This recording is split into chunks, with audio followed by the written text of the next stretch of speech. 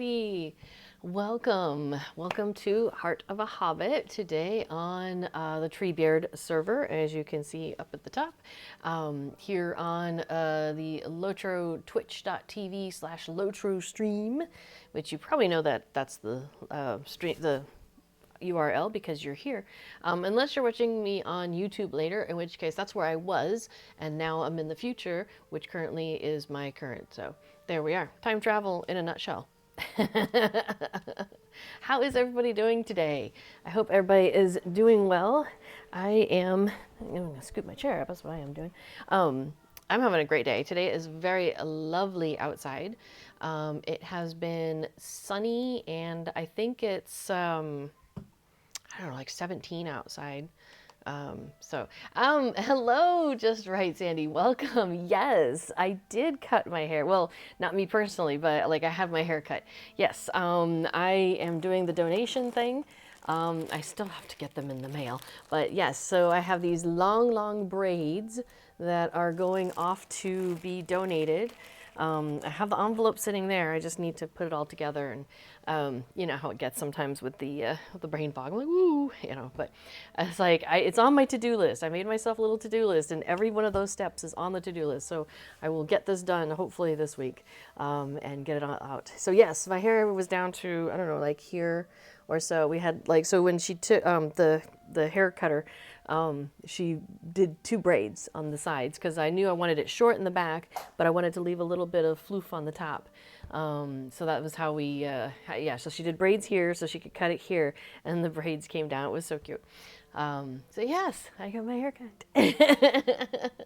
I am thinking for the summer, because it's going to be probably warm as it, you know, in the summer as it tends to be. So I'm thinking I might go back and have her just like totally take the back really super short, like shave it maybe even at the bottom, and then let the top kind of get a little bit longer, because as you can see I'm already starting to put it back in a hair clip, because I'm still not sure what I'm doing with it, and yeah, I don't know, I'm just still playing with it, but I like having little bangs.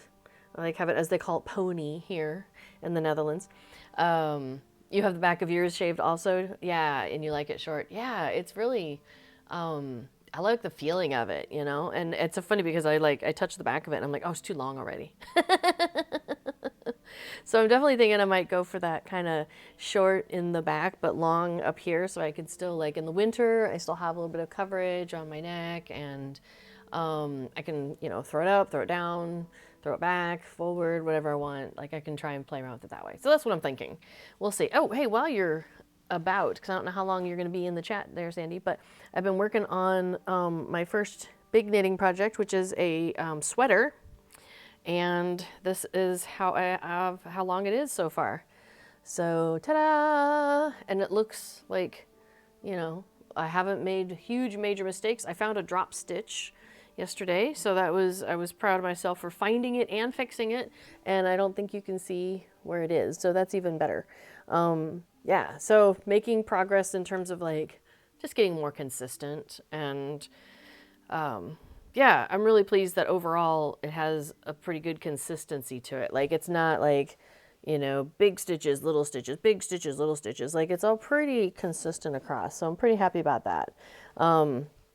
Yeah, we'll see. And it's getting close to the point where I have to do stuff like binding off and make sleeves and then add them back on, and that's going to be a little bit. So there's my next scaling up that's going to happen. Stop now, and it's a mini skirt. I like it, right? Then I don't have to deal with sleeves. No, but I actually, it's so funny because it's cotton and it feels so nice when I'm working with it. And so I'm actually really excited about wearing this sweater. Like at night when it gets cool and stuff like that, I'm like, man, I could just put on my new sweater, except it's not done yet. So, but yeah, the yarn I've been using is like this ball, and so it color changes for me.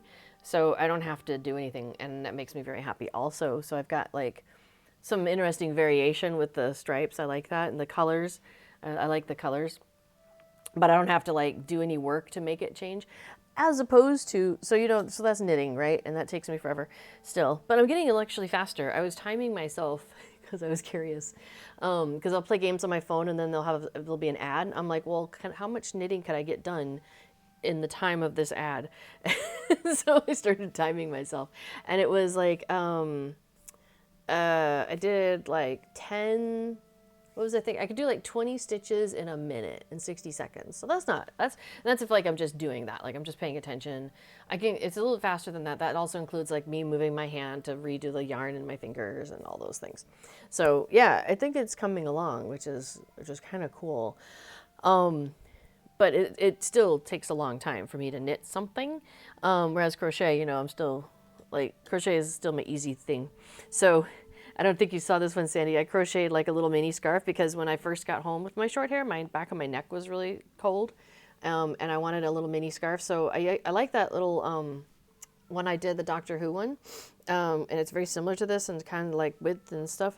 But it was, it's a tweedy wool, and so it looks, I love the colors and stuff of it and the look of it, but it's a little scratchy still, and it was too much for my new neck. So I did this in cotton. I like did this in like 3 days, I don't know.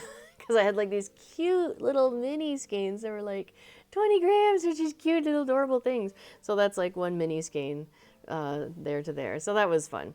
So it's really funny because I'll be like, months on a knit project, and then, oh, let me just break out this crochet project in a weekend. That's hilarious.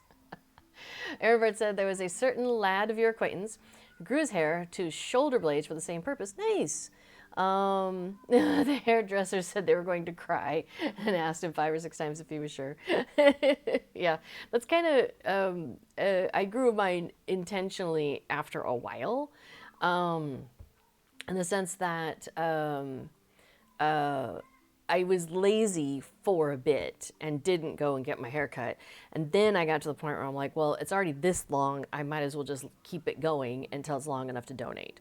So it was intentional, but not at first. And then eventually I'm like, ah, screw it. We'll just do that. Because I did this like 9 years ago. And it was cool and I enjoyed it. My hair they cut it a lot shorter and I didn't enjoy that. So I like this hairstyle better, and I'm interested to see if I'm going to keep it short or shorter, or if I'm going to go back to shoulder length, because that's what I always end up doing. It's like, I don't know if you guys have seen Firefly, but Kaylee from Firefly, Jewel State, but the character Kaylee has her hair kind of about that length, and it's like in layers, and it's just always, it's been like my favorite haircut for like over a decade. So I just keep going back to that. And I'm wondering if I'm going to end up going back to Kaylee. But we'll see. We'll see. Oh, Sandy, you say I'm so crafty. I'm crafty within certain parameters. I'm really, like, for example, that blanket that you were sharing that your mom made with the, what's the word? I'm forgetting. Quilting. Oh my gosh, so cool. And I love how, because I'm like, when I see quilting, when I think of quilting, I think, like the squares or the triangles or whatever. And it's just like, in a row, like bump, bump, bump, bump, bump, bump, bump, bump, bump, bump, and like that. And I loved how she did like the stripe with the like, picture in there, and then did like different shapes around it, and then like that was really cool. I thought that was fantastic. So that is a skill that I don't have, and knitting is something where not knitting, but sewing, like even with a sewing machine, I can't sew in a straight line. I don't know why. I have trouble cutting in a straight line. I have trouble sewing in a straight line. And so we're going to get a sewing machine at some point, because I don't know if y'all could tell, but I'm kind of short. And so like my clothes never fit me right. Even the shirt, I got new purple shirts because I love that purple shirt that I was wearing a few weeks ago. But it's starting to kind of like fall apart. So I got purple shirts, but like they're kind of, even these are a little big on me. And so pants are not even better. So hopefully we'll get like a sewing machine so I can trim up my pants a little bit so they don't like drag on the floor all the time. But even that, it's not going to be straight, but it doesn't matter because it's on the ground. People won't necessarily see it. So, it's fine. So Aaron Bard says you love my crochet projects. That's beautiful. Thank you. This one was neat because it's kind of a slightly variegated yarn also. And so it's kind of got like little, splotchy, it has a splotchy look to it. And I love that. like on the, you can see it in the dark color too, how it's not just like straight up one darkness. It's like, well, maybe you can't tell because the sun's really bright today. It's lovely. I had the windows and the back door open and had the sun pouring through the windows, and me and the cats were just absorbing it all up. It was great. Aaron Bard says, knitting and crocheting is just black box magic to me. I totally get that. Like, when I see people knitting and they're just like, and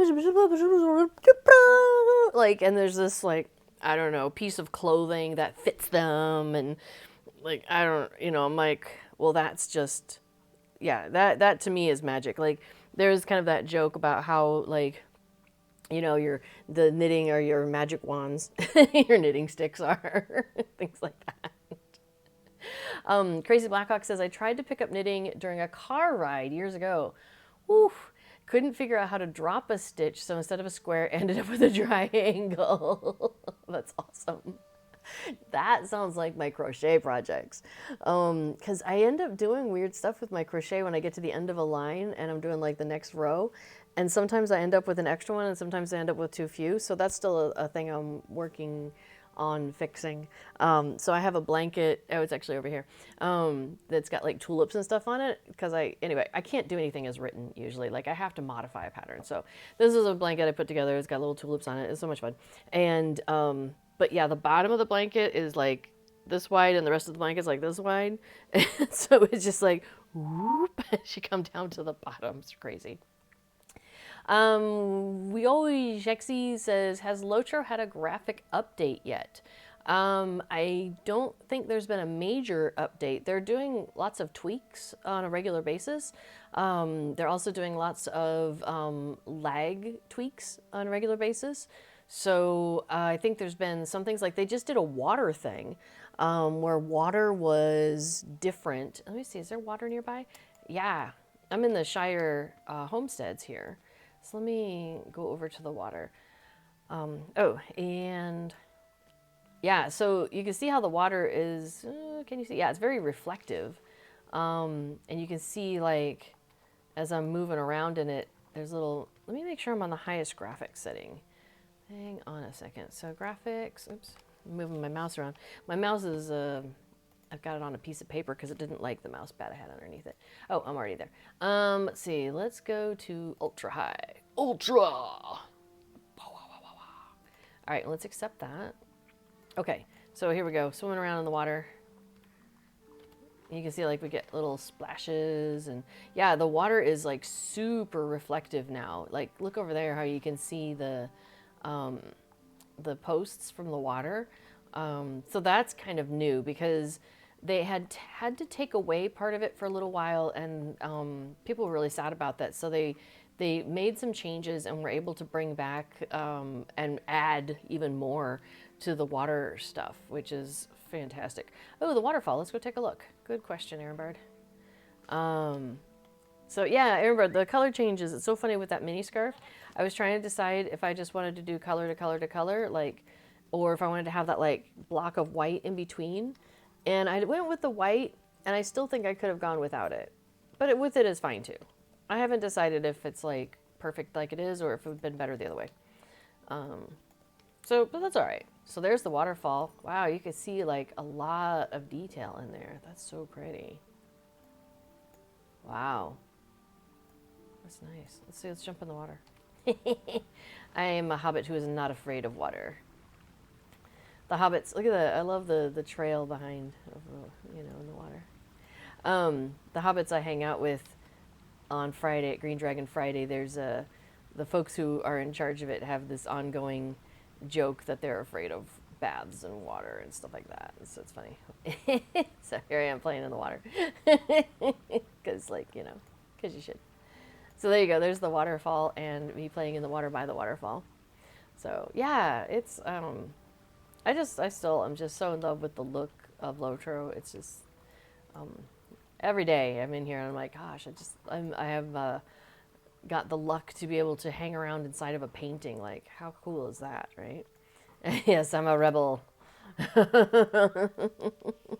Well, so from a role-playing perspective, the way I figure it is that my characters are they're the Clearwaters, and they are from the South Farthing.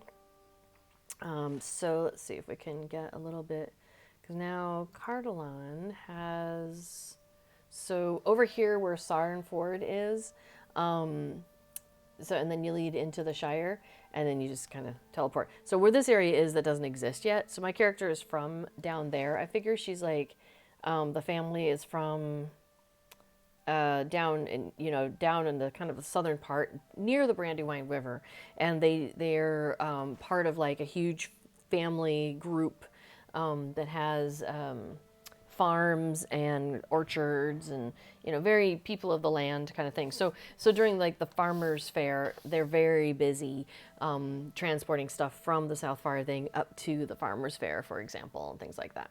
So when that happens, oh, I'm on the wrong server for that, but that's over on Laurelin. My character has a different outfit that, oh, I was gonna do a thing, has a different outfit that I wear where it's like the kind of the overalls. It's kind of fun. This reminds me though, I totally forgot. I was going to put together like a little graphic and I totally forgot. Okay, in my mind's eye, I thought this would be really cool. But so I was in a conversation with somebody recently about questing outfits. Like what's a good outfit to wear when you're out questing? Because for example, right now, I'm wearing this fun, very colorful. It's a good festival outfit, right? Good social outfit. But if I'm out questing and like, beating up on things, like that feels a little frivolous. Maybe I would want something a little more of a, questing look. And so what I thought I would do is I would kind of show what I have used for my outfits, my questing outfits, and I would share that with you all. And I thought it'd be really cool if I did like take a snapshot of this and then put like a little box next to it that said, Summer Days hat, and all the different things that I have here, like this, so that if somebody else wanted to recreate this same outfit, they could just take the screenshot. So that's what I'll do. What I'll do is I'll go ahead and do this and pop everything out to the side here so you can see it. And then if somebody is interested in recreating this same outfit, they can just take a screenshot here in just a moment. So that's what I have on this character. So, and I have done some dyeing. Although the Summer Days hat, that might be the original color of it, that green. We can go ahead and pull up the wardrobe actually. We'll push that over to the side. Although, yeah, you can kind of see some of it. Yeah. Hi, kitty cat. I know. Okay, so the Summer Days hat is that color. So that I did not dye. The ascot scarf, it's still in blue. I should have probably done it in a green to make it match better, or yellow or something like that. But I just left it in the blue because it kind of matches that little bit of the under part of the dress or the robe. So that's okay. The Treasure Hunter's pack, I did dye that in a green, I'm pretty sure. Let's take a look at what greens I have. Treasure Hunter's pack. Oh, wow, I have a lot of greens. You can't see my drop down, but here, if I scoot this up. So I have a lot of colors that I have added to it, but my guess is it's a forest green. So I'm pretty sure I did the Treasure Hunters pack in forest green. I've done a lot of dyeing. That doesn't sound healthy. Yeah, that does sound kind of funny. Let's see, the robe of the Wed Math celebration, and that is from, I don't remember which festival that is. And did I dye that one? You know what? I might not have. I might have just left it in its natural state. That is unlike me, but maybe it's just because the outfit came together. Okay, so we got Summer Days hat, ascot scarf, Treasure Hunters pack, robe of the Wed Math celebration, and then I've got Bingo's trusty tankard and my heavy cast iron frying pan. So that was my questing outfit for a lot of places, and I still sometimes will grab that and put that on, like when we're on Edithwaite or just anywhere, because it looks like the sort of thing where it's like, it's like medium weather, we're good to go.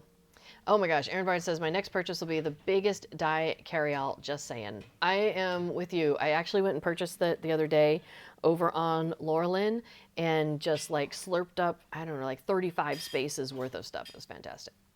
Okay, so that's that outfit. So if you want to grab a screenshot. Oh, can you see the robe of the Wed Mass celebration? Yeah, you can. Okay, cool. So that's that outfit. Now let's see. That's outfit 1. Outfit 2 is the one I'm wearing.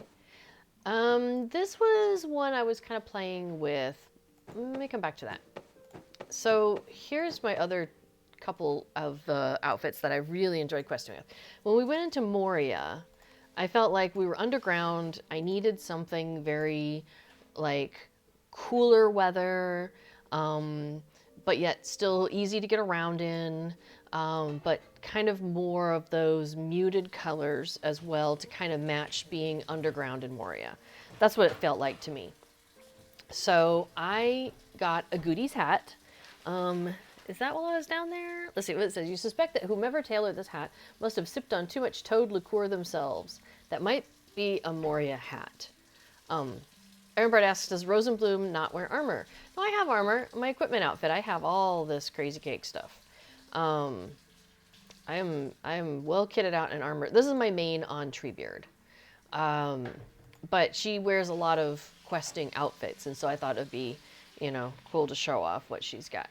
So now I used Grimbjorn's shoulders, which this is a great little treasure if you have not come across using these before. That comes out of the starter outfits from for the Bjornings. You have 2 different kinds of shoulders that they give you. Let's see. There's the well-used shoulders, which, oh, nope, that's not them. There's Grimbjorn shoulders, and there's another set of shoulders. I like the Grimbjorn's ones the best, though, because they just kind of have this very warm, furry, comfortable look to them, and they dye really, really well. Like, I've done them in a red outfit that was I used for, like, the Yule outfit, and they came out really, really good. Oh, sorry. Wrong button. Let's see. Okay, so for the back, I've got the Treasure Hunter's rucksack, which is one of my favorites also. It's the little teeny rucksack. It looks fantastic on a Hobbit. I think that's like one of my favorite choices for my Hobbits when they're running around. Now she's got the Dress of the Entwining Blooms, which comes from, I think, is that Midsummer? It might be Midsummer. It might be the Halloween one, but I think it's the Midsummer Festival. Oh, you think it comes from the spring, Aaron Bard? Okay, so it might be a spring festival, so it may have just happened. In which case, if you don't have it, you'll have to wait a year. All right, pretzel, of course, because every good Hobbit needs to have some questing food. And, of course, we have our trusty tankard in the other hand as well. So that's the outfit I've got for her. Now, a Goodies hat. Let's see. AGU. Here we go. A Goodie. I think I did that one in, I think that's either Avendim Blue or Navy. Let's see what it looks like in the Navy. Yeah, it's the Navy. That's the color I did that one. And I just love the hat because it's got the little pipe sticking out the back, and I just think that's too terribly cute. So that's what the back looks like. So I did all of this in blues and grays. So Goody's hat is in navy. You can see that right there. Oh, Crazy Blackhawk, you said you got the rucksack from the Treasure Fields too. Yes, yes, and that's where it is. That comes from the Treasure Fields. And it's a great little item. I can't remember if it's bound or not, because you might be able to buy it on the auction house if it's not. I can't remember though. Let's see. The Dress of Entwining Blooms. It's probably in gray. I'm pretty sure I did that one in gray. Yeah, because even though it's in gray, the fade that it does. This dress is like so good. Whoever designed this with the color fade is like, chef's kiss. The fade here comes down into kind of a purple, and so that went really well with the navy of the hat. And I actually didn't even dye the shoulders. I think they're just in their straight like slate blue kind of color. So the hat that I'm wearing is Aguti, A-G-U-T-I. You can see it right there. It is in purple though. So if you wanted to grab a screenshot of that, that is what that traveling outfit. And like I said, I really enjoyed having that as a Moria traveling outfit. Once we got out into the trees I felt like that was, I don't know, it just wasn't the right outfit anymore. And so I switched out of it. But I still love it. I think it came together really nicely. Okay, this is another one that I've put together that has some reminiscence of that first one, but it's still a little bit more dressy, you know? So I like this. Crazy Blackhawk says, I like that idea a lot. I've never themed my outfits for the area, but well done. Thank you. I will tell you, I also will pick a matching mount. And if I don't have a matching mount, sometimes I'll go and find one. Or I will match my outfit to a mount that I want to be using. So I think that's what this was. This might have been my Halloween outfit, or not Halloween, but like a Harvest Festival outfit, because the mount that I wanted to use, let me see if I can find it real fast. I had to buy it with mithril coins, and no. Okay, let's see. It's the one, it's orange, and yeah, I can't search by color of mount. That would be nice. The accoutrement is orange. Nope, it's not Steed of the Summer Night. It's not Starlight. It's not the painted skeleton one, which I find kind of creepy, actually. It's not my favorite. Crazy Blackhawk asks, wait, these are all the mounts you own? Yes. I'm a bit of a mount collector and a pet collector. I'll show you my pet collection in a minute. Every time there's a festival, I make sure I get the mount for that festival. And if there's still one that's available for the festival tokens from a previous year, I make sure I get those. And then occasionally I'll buy one for Mithril. I often will get the expansions. If there's an expansion, I'll get like the biggest pack because it comes with a mount or two. So that, and then through like donations, you can get picks off of the community loot list, and so I've gotten some from that. Yeah. The skeleton painted stony, that's the skeleton painted pony, that you can get from the chest during the Harvest Festival, or it was available through the legendary item reward track not that long ago. Autumn Traveler. Why can't I find this? All right, I'm just gonna have to look at all of them real quick. Oh, there it is. Gleaming Autumn. There we go. Okay, so this one has like, oh, that's a terrible. It's a teeny, teeny little picture. It's got like oranges and whites on it. Okay, you know what? I'm just gonna have to get on it. So what mount am I using right now? Hang on a second. Okay, just remember Gloaming Autumn. We have to remember that. What is my current mount? Hang on. Oh, it's the goat of the Scooby-Doo. Okay, there it is. It's currently I'm using the fireworks laden goat from this festival. Okay, so I'll be able to get back on that because I have it over on the side. All right, so the goat of the Gleaming Autumn. Let's jump on that one real quick so I can show you. So this one has, and I know it's nighttime in the game, so it looks even more eerie.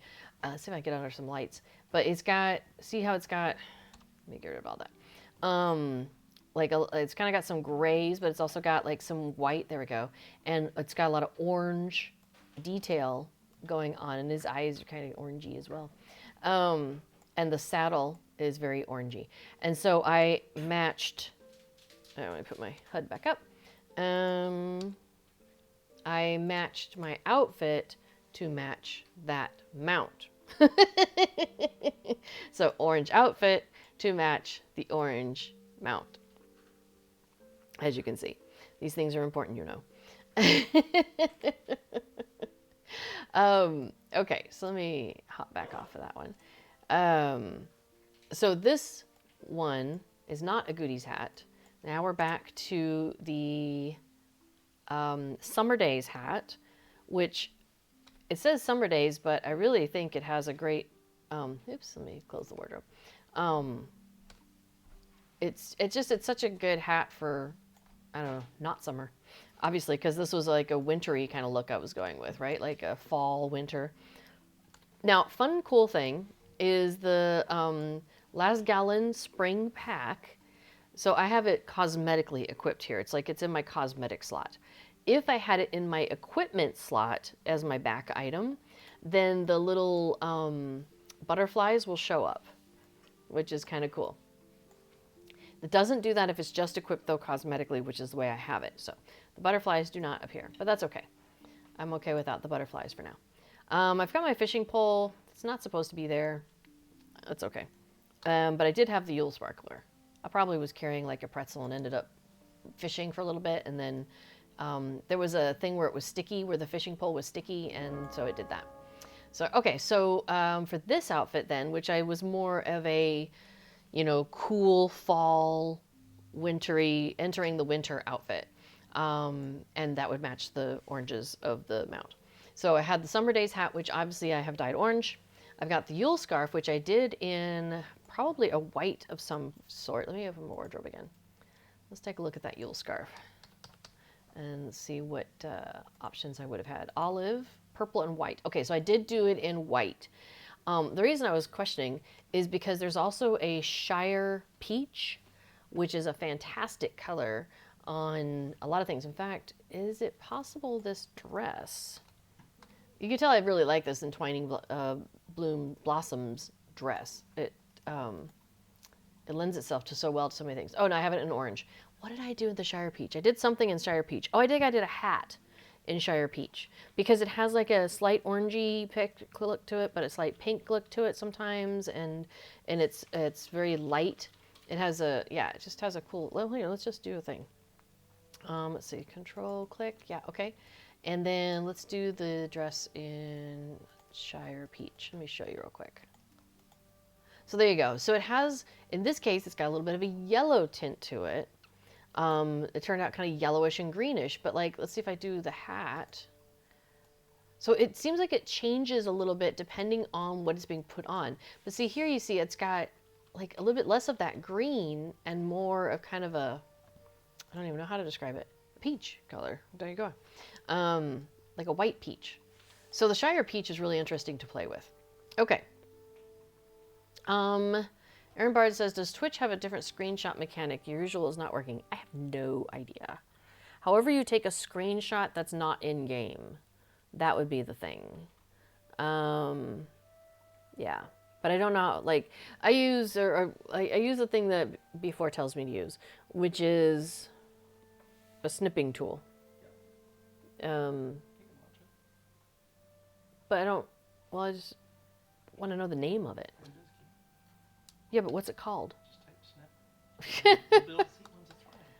It looks like it's just called snipping tool. Let me see if I can show it to you on screen. Oh, I have to change my thing. Hang on a second. Well, that's not useful. No, I can't easily show it to you. It's just called snipping tool. Like, literally snipping tool. Like, snipping tool. That's just the name of it. I don't know. I don't know who makes it. And so I use that, and you just tell it, take a picture of this triangle, and you go, zip, and then it does it, and then you have to save it. Because if you do it again, it'll go away. So you have to make sure you make a save of it before it goes away. Okay, so anyway, so that's this outfit. I'll just show you real quick then, is the Summer Days hat in orange, the Yule scarf in white, the Last Gallon Spring Pack, I don't think it's actually dyeable, the Dress of Entwining Blossoms in orange, and a Yule sparkler over here. And I had something else in the other hand, probably a tankard or a pretzel. Probably a pretzel would have been the right thing for that time of year. So that was that's another like partial questing, partial festival kind of outfit that I had. Oh, just write things as part of Windows. Use the snipping tool all the time. Awesome. Oh, sorry, baby. The cat is trying to get comfortable in her basket, and I left a newspaper there because I was trying to translate some Dutch stuff, and I didn't get it done yet. There you go. I've got my stuff out of your way. Sorry about that. Let's see. That was a silly little one I put together as like a Halloween outfit. It's, oh wait, so, oh, sorry. Let me do that. Okay. So grab your screenshot or just come back later and, you know, catch it on YouTube and just capture it there too. Okay. So the next one was this one, and it is, This one was funny. This is Avornhar is the name of the hat. It's a hunter quest that you go on to get this. So funny. And so I just throw that in my wardrobe, and then all of my characters can use it. And again, we did the ascot scarf because that's also one of my favorites. I did the cloak of the autumn nights on the back instead of the little backpack, so there's a little bit of a change for you. I was trying to be in costume, can't give it away who I was. And then I did the tunic and trousers of autumn nights, and of course I'm carrying a tankard. I am a fan of Bingo's trusty tankard. What can I say? So that was like the silly little Halloween outfit I threw together. I like how it has the little things over the eyes. It's kind of funny. So that one's cute.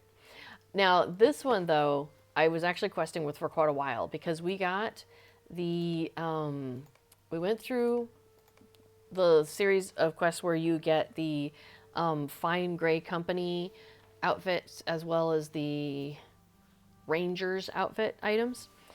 And so I just loved this Fine Gray Company hood. I thought it was such a good look. And so I grabbed that and, oh, you know what? I'm actually not showing the cloak, so we're not going to show that. But then I do have the dress and different tankard. We went with the beer stein for a little while. We needed something a little heavier, I think. And then, of course, the pretzel. So that's what I was wearing here. And let me pull up. I'm pretty sure I did these in purple, but I'll double check. Okay, so we've got the Fine Gray Company hood. And I did do it in purple. Yeah. So let me zoom in on her face a little bit here. Because you can see, so they have, you know how the Gray Company often has like so you'd really only just see their eyes under their hood. And I did it in purple and it came out so cute. But it looked like it was unfinished just on its own. So I did throw the Yule scarf on there also in purple. And that kind of completed the look. And then we've got the Shimmering Breeze dress. Because I didn't want a dress that had a lot of detail. I wanted something that was a little bit more simple in its outfit, even though, I mean, they still has a lot of detail. It's got like the cute little arm things, little arm ties. It's got a lot of detail in the drape of the dress. But in terms of like just solid blocks of color, pretty much, I thought that was a good choice for the outfit. Now, it does say I have gloves on, but they're not showing, so I'm not actually wearing gloves and stuff. So that's so that was another one that I was really enjoying. The Fine Gray Company hood was a really a neat surprise for me to find out that it dyed so well in this strong purple. And so I was wearing that for quite a while as we were out questing through like Isengard and like all these places where you're being all sneaky and stuff.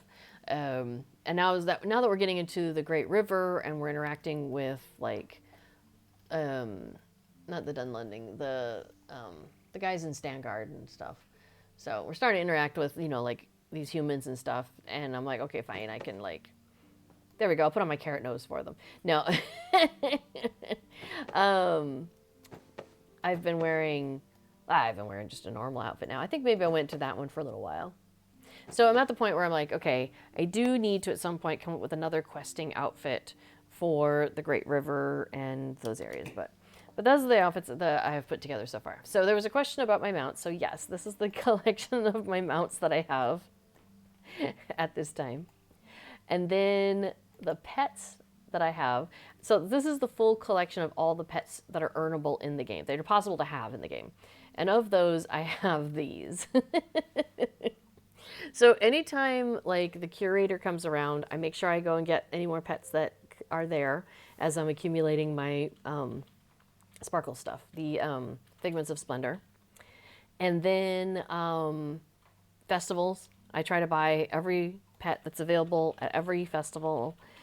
Yeah, anytime you can earn one, I try to earn it. Like, I just, yeah.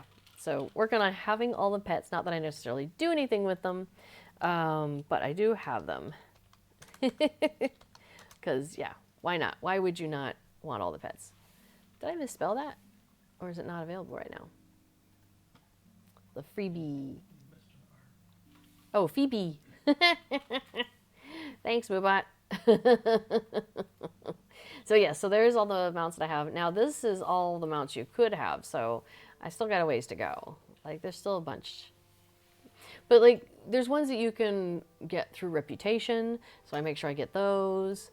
Some of them are only available through things like Mithril coins at this point. So those I'm not in a hurry, and especially if they don't like strike me as being something that I'm really excited to have. Now, like the fireworks laden pony, this one's available for Mithril coins at this point. And I think that one is cute. The fireworks laden goat is this year. I just got that one. I like this one, but it's all in the reds. And there's a fireworks pack that you can get that's red. And then there's a fireworks pack that you can get that's more of these colors. And so until they came up with this goat this year, I was kind of sad because the pony, I want to get it, but at the same time, it wouldn't match the pack that I tend to have. So I haven't gotten that one yet for the Mithril and stuff like that. Aaron Bart asked, do the mounts or pets ever get dropped from being available? Not that I know of. Sometimes they change how they're available. Like, what is it? The city, the White City. The steed of the White City was available somehow, I don't know. And now it's available in the LOTRO store. You can purchase it with Mithril or with LOTRO points maybe. But you can also get it through the community loot list. And that's not actually mentioned there because so things sometimes go on the loot list. And I think sometimes things come off the loot list. So that's one thing where things could change. So like that. What is the community loot list? Asks Aaron Bard. So the LOTRO community manager, Cordovan, maintains a list of goodies that he can give away. And he uses opportunities like the Extra Life campaign that raises money for children's hospitals, and Movember, which raises money for awareness of men's mental health. If people donate to those campaigns, during those times, you can then message him and he will let you choose things off of that loot list that he maintains. And so he tries to put things on there as they are available to do. So like there was a steed, not the black, Cremolo. Might be the Cremolo pony here that was available through Riders of Rohan if to purchase that package. But Riders of Rohan package is no longer, you can't get those editions. They don't have those packages anymore. You can just buy the expansion, but you can't buy the expansion package that would come with mounts and pets and all of that. So because that pony is no longer available in that way, but they still were able to be like, yes, we can make it available to the community at large. So this pony has been put onto that loot list. And so when I made a donation to Extra Life and it was like, hey, you get to choose something off of the list, I'm like, I will take this pony. That's an example. So yeah. So before there has posted a link to the 2022 version that Cord was maintaining. So, and when Extra Life happens, like, and that's usually in October, there'll be posts on the forums and things like that and Twitter and all that, talking about what, how many things you can choose off of the community loot list for X amount of donation and stuff like that. Oh, good, thanks. Before has posted a list of the various steeds you can get.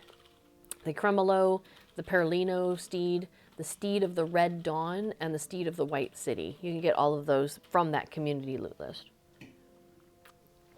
So that's another way that I've accumulated some various mounts and pets. So yeah, good times. Okay, but y'all came here not just for outfits. Although, I mean, look at our cool hobbiting. This looks like an album cover, doesn't it? I'm waiting for our next album to drop. This is like, you know, so, it looks very a bit Led Zeppelin to me. Hobbit Standing in Fields, coming out June 2023. All right, so we thought we would do some festival stuff and banners, and fainting. Oh, do you have that long death faint thing? That thing is hilarious. I do. Okay, what's it called? Dramatic. Dramatic Defeat. Okay, so this is an emote called Dramatic Defeat that you can get from the store. I have not purchased it yet, but here we go. Look at her go.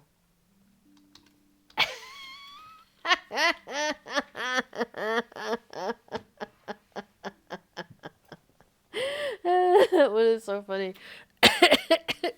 Oh wow, you tried to jump and you stayed flat. When you defeat oh, what's his name? Mazog. That yeah, Mazog. When you defeat Mazog, there's an instance too. You can go in and defeat him, and he does that exact same thing. So it's so funny because Affadil and another one of our kinnies both got that. Both have that from the store, and so they would do that, try to time it at the same time as Mazog, and so they're all having these dramatic defeats falling down. It was fantastic. You've bested me. All right, let me take us to, oh, I can't take us to the party tree. I could take us to Thor's Comb, but that's not quite as useful. But there's a very convenient way to get to the party tree, so we're going to show that to you right now. So we're in the neighborhood that I was actually planning to do this. So if you go over here, just like these hobbits are doing, and you'll see there is a stable master standing here, and he's your far-ranging stable master. So you'll hear people talk about that all the time. The far-ranging stable master. Go talk to the far-ranging stable master. Just go find a far-ranging stable master. That's this guy. How can I be of service? And he has, let's collapse that. So he has destinations in a whole lot of areas around Middle-earth. Like you can get to Erebor, you can get to Moria, Swanfleet, Northdown, Shire, like all over the place. So he's a really convenient way to get you to a key place. Now he can't go, he doesn't have the full list in each of those areas. So for example, in the Shire, there's a handful of places you can get. There's 3 in this case. Mickle Delving, or Shire Homesteads, which is where I'm at, or the Party Tree. So this is a really cool way to just get like instant travel to the party tree. Another option there is same thing for Breeland. You can go directly to the Breeland Festival grounds. Super handy. And then his other options in Bree are the Breeland Homesteads and South Bree. So anyway, so I'm going to take swift travel over to the party tree because that's super convenient, yo. And he drops me over here where we could be doing some dancing, just like she is. But we're going to instead go and talk to, hey, Odelia, to Waldo Rumble over here next to the shirtless dwarf, as you do. And he is our festival quest giver for the Anniversary Festival. So that's really important. The quest giver for the Anniversary Festival is at the party tree.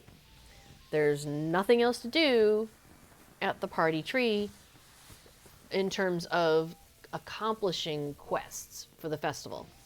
But you do have to come here to pick up this and to turn it in. So just remember, make sure you do that.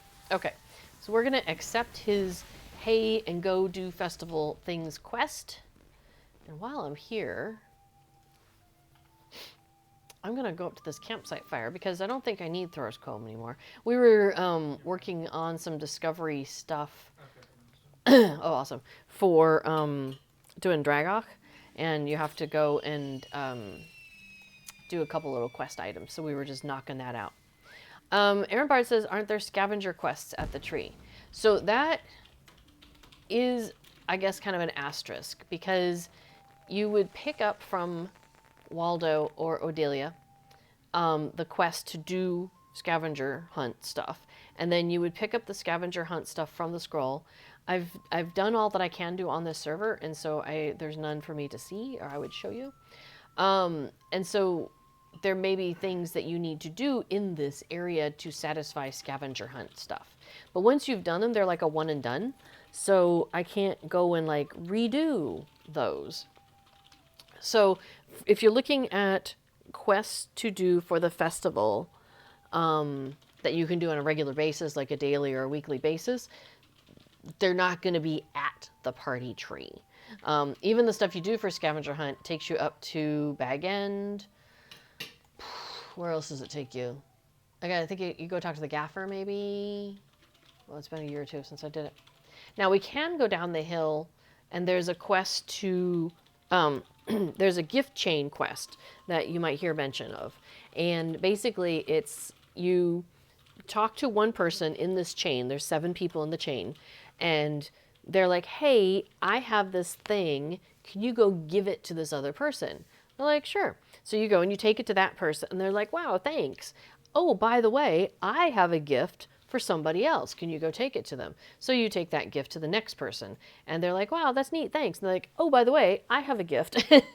And so this chain keeps going. So you go from Hobbiton to Thorin's gate, or the kind of big open square at the bottom of the stairs, and then to Thorin's Hall, the inn, up at the top of the stairs inside, and then from there to the Boar Fountain in Bree, from the Boar Fountain in Bree to Combe, to one person in Combe, and then from her to Constable, forgot his last name, in Combe, and then from him to the Bird and Baby Inn in Mickle Delving, and then from the Bird and Baby Inn in Mickle Delving back to Hobbiton. So that's the full thing. Oh, Farron's Court, thank you. That's that open square down at the bottom of at the Thorin's space. Okay, so that's the full chain that takes you around.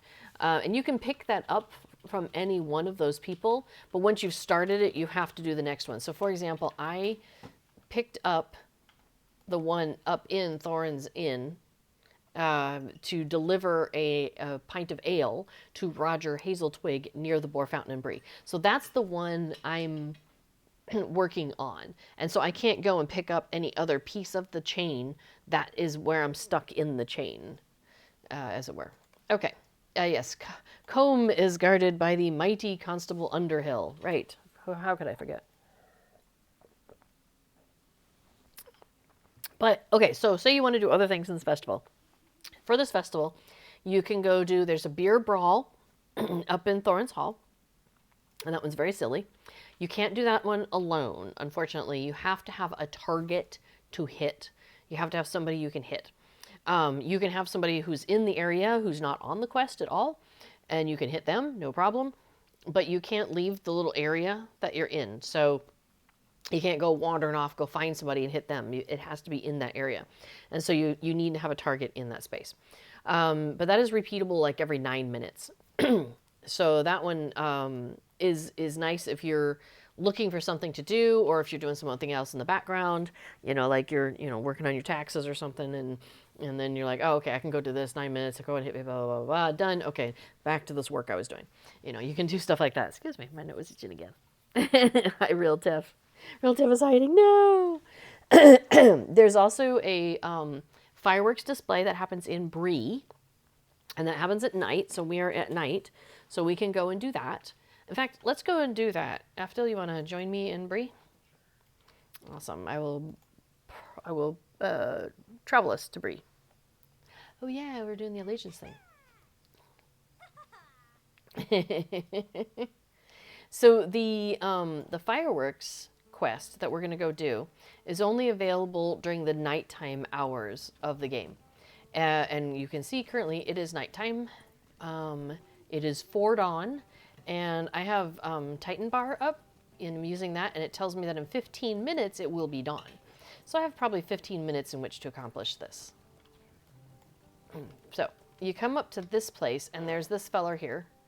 And he is our coordinator.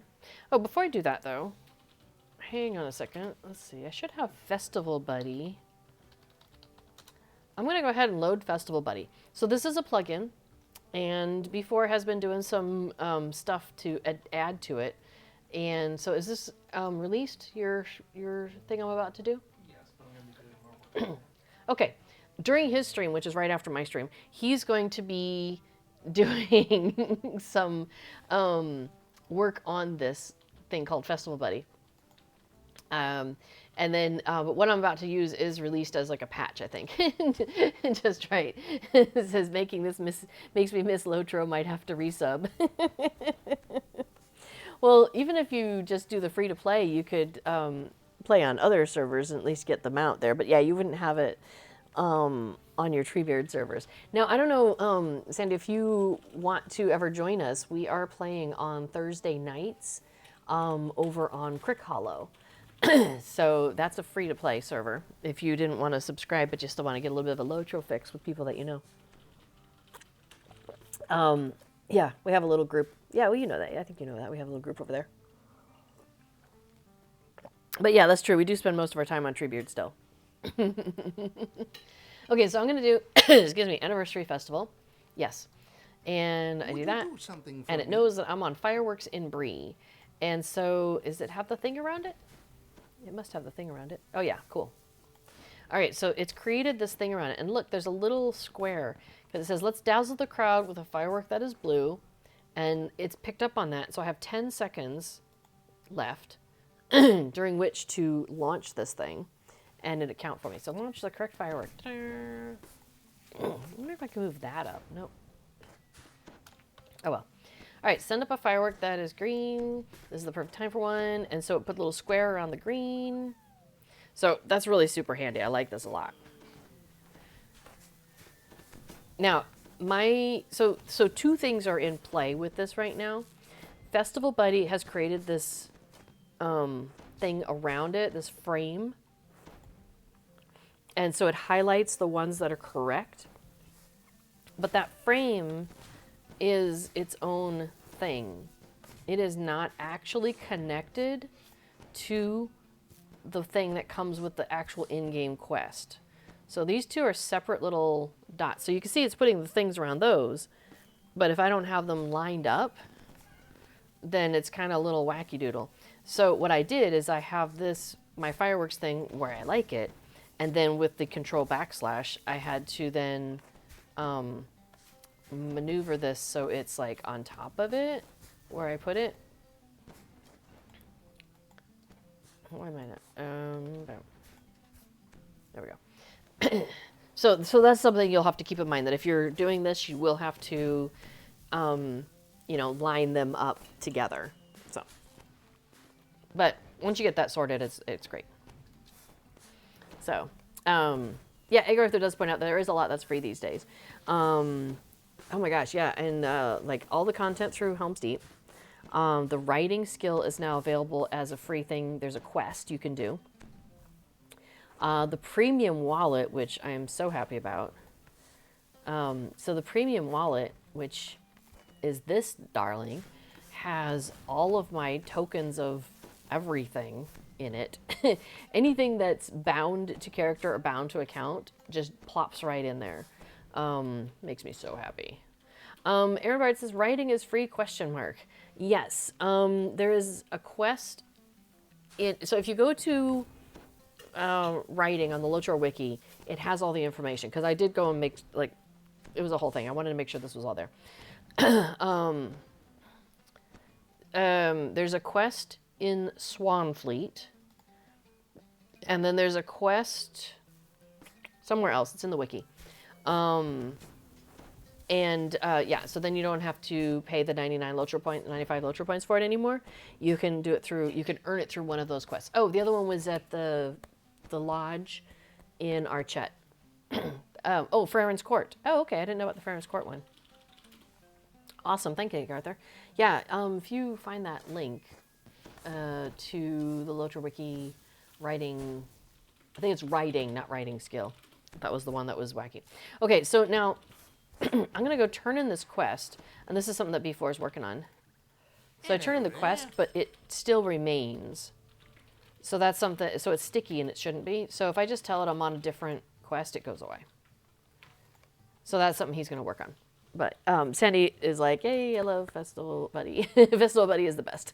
That's nice. There we go. Thank you, B4. You can find the list of free writing quests at lotro-wiki.com index.php/writing. So, and then it has like the full list of options. Oh, Aaron Bard, you just sorted a bunch of alts for writing.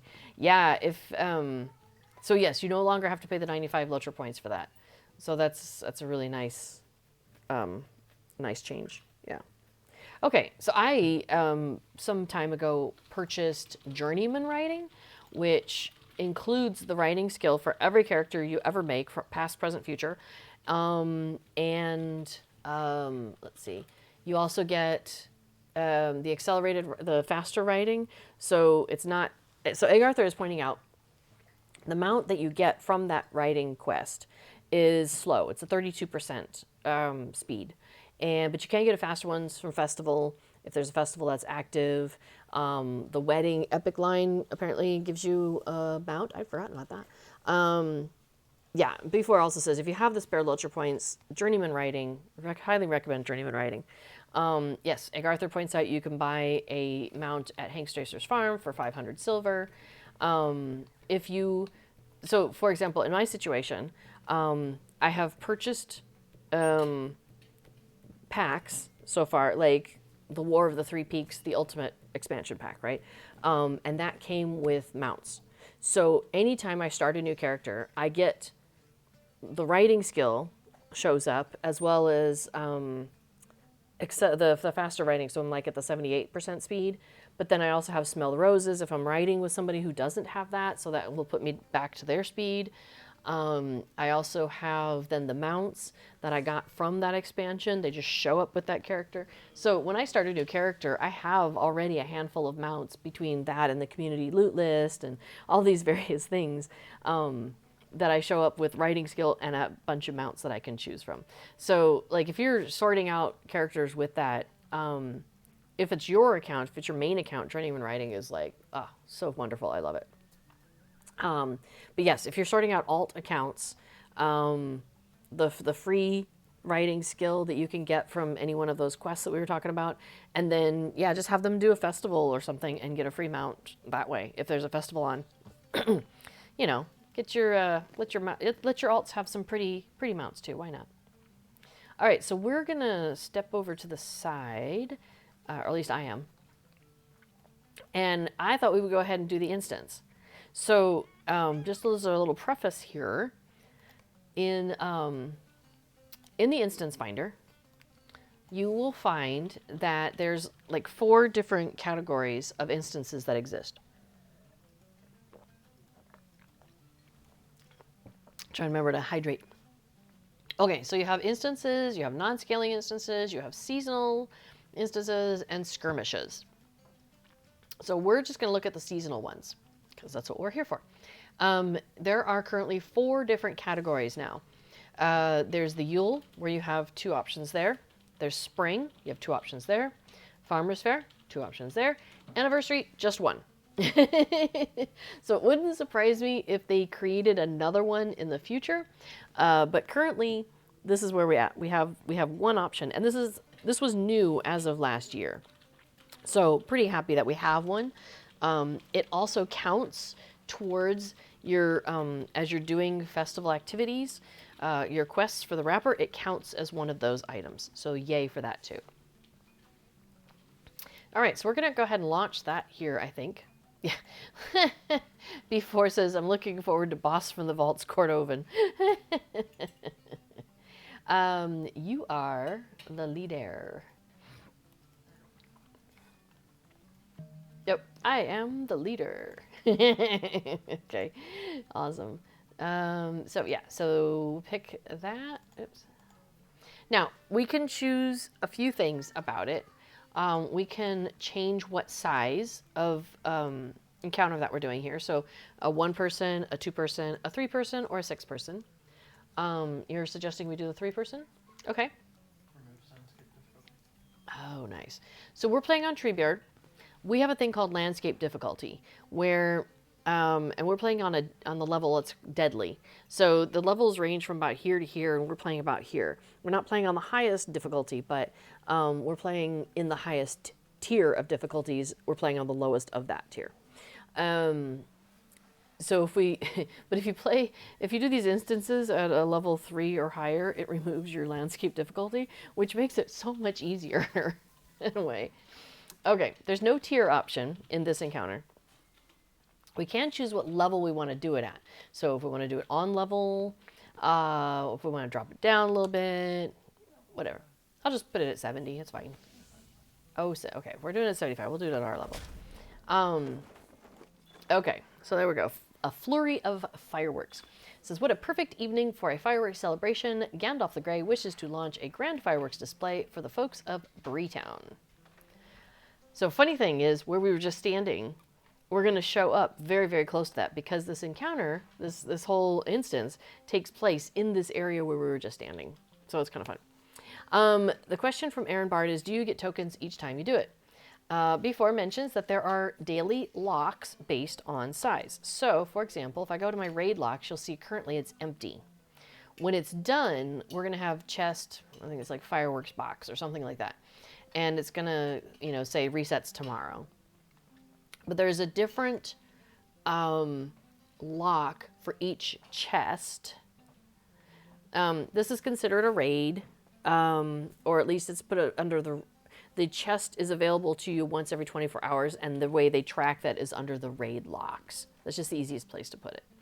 So if you open your social panel where you normally would find like all the people of the world, or your friends list, or your kinship list, the next tab over is raid, where you can group people up. And then the last one is raid locks. And that shows you things you have done where you can't go and get credit for it again until that lock goes away. So that's what that means. Agartha says, I think you get the same amount of tokens regardless of level.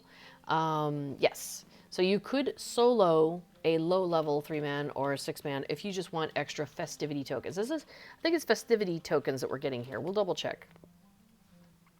With the rest of the instances, there's a daily quest you could come in here and do for that counts for the festival. And then there's a chest of some sort that gives you festivity tokens. So we'll double check on that. Okay, so Gandalf is our quest giver here. He has 2 quests for us. A Flurry of Fireworks. So he says, greetings. I'm glad you've come to assist with this evening's fireworks display. The display will be well attended, for many have come to Breetown to view tonight's marvelous celebration. We must not disappoint them. Let us now carefully set up the fireworks display. We must be both careful and quick, for the sun is setting. So he says, do not worry, you will not be alone in your endeavors. I have requested additional assistance from our many friends. Let us begin. Now, he has another quest for us, and this is Sparking Sparklers optional. This would give me 6 anniversary tokens. So this I can do once a day, and it gives me anniversary tokens, the festival tokens, and it counts towards being a festival quest. So this could be one of my 7 for the day. This one is, a great many children have come to see the fireworks on display. I have something for them. Now let us see, where did I put those? Just a moment, here they are. Give these sparklers to the children to play with while we set up tonight's celebration, this evening's celebration. The smiles upon their faces always brighten the experience. Now off you go. Okay, so now we have 2 things to do. We have to pick up firework crates, and we have to give sparklers to children, because that sounds like a great idea. Just thinking about the children next door. So now Lagerlam has shown up, and he says, let's begin. And so what we're going to do is we're going to keep finding people who have been part of our questing in other areas. Yay, have a sparkler, child. Here's another child. I'm going to give a sparkler too. Cool. So there's questions happening in chat, and I'm glad y'all are taking care of it. So Let's see. Before I was pointing out that for festivity tokens, all you need to do is succeed in the instance. So it doesn't matter what level it's at versus your level. I'm just passing out sparklers left and right here. Let's see. Oh yeah, and then which are the quests that you have to do within 7 of your level to get rewarded? And before it says, for this instance, it's the encounter deed. So there are encounters. Oh, sorry, I'm thwarting this nosy hobbit. I thought you were a child. Sorry. Let's see. Here's a child. Have a sparkler. Look at that beautiful sky, too. Yee. Wow, 7 of 12 children. Oh my gosh, where are these kids? Oh, they're right. They're on my mini radar. Thank goodness. Hey, kiddo. Cool. The LOTRO wiki has information. Helping Hand Anniversary. Oh, that's the anniversary deed. Oh yeah, when we went into the instance, we were standing like...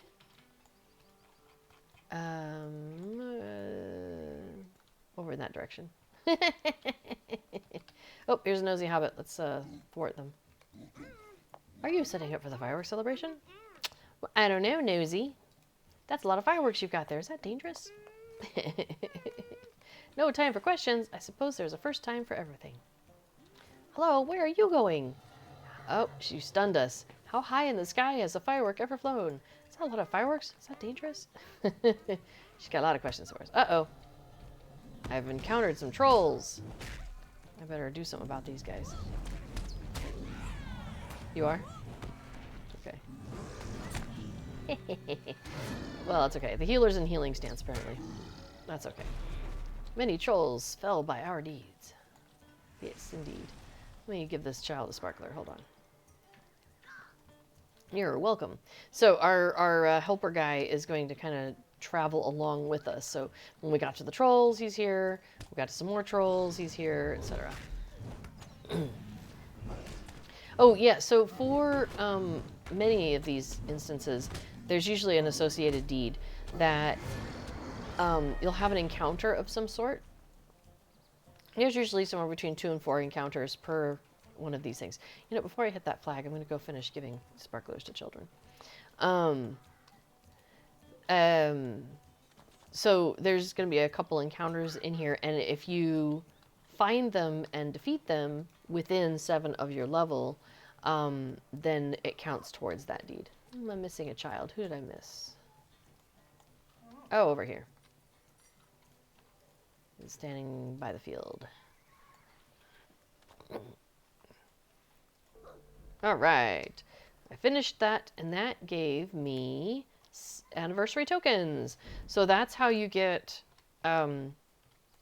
credit for that. That counted as a festival activity. There you go.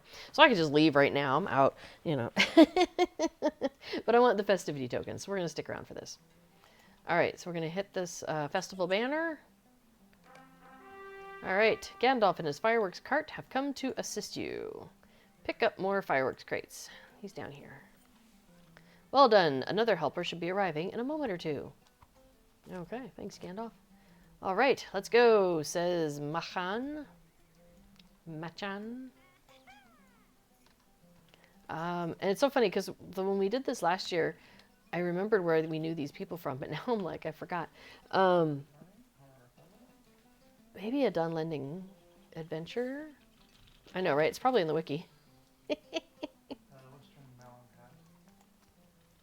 Western Malinhead. Do you remember the hellish place of worms where we first met? Yeah, Angmar. Oh, Angmar. This is an Angmar person? How do I not remember him? We rescued this guy from worms. He says, I still curse those blood-smelling beasts. An escort quest. What is it? Western Angmar. An escort quest in Western Angmar. Man, I don't remember that at all. Here's a ruffian. This is an encounter. Your feet reek like the Midgewater. Thanks, dude. We have resolved the noise complaint. He says, it was my pleasure to help. It was no trouble at all. So if we had not done the deed, because we did the deed probably last year, is my guess, then that would count towards that deed if we had not encountered that encounter before. All right, he says, this is as far as I will bring the cart. Come see me after you're finished. Hey, and now we've got Gwyn Kurhonon, one of our Hobbit relations. Oops, you can kind of see him there. There we go. He says, do you remember that time I'd gotten myself into a spot of trouble with boogans? So this is, what's the name of that area? But basically, there's a whole Hobbit area, and they're like, oh, we should make friends with our other Hobbits. Endedwaith. But they're not Hobbits, they're boogans. They're orcs or goblins or something. So he says, I won't be your dinner tonight, Boogan.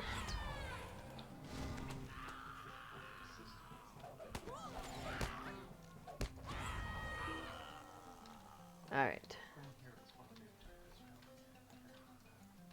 Okay, those tricksy boogans look like me, but they shared no blood. Okay, so now we get to this area, and this area is kind of wacky. He says, oh, I might have gotten a bit carried away and lit the fireworks early. So we have to deal with these lit fuses quickly.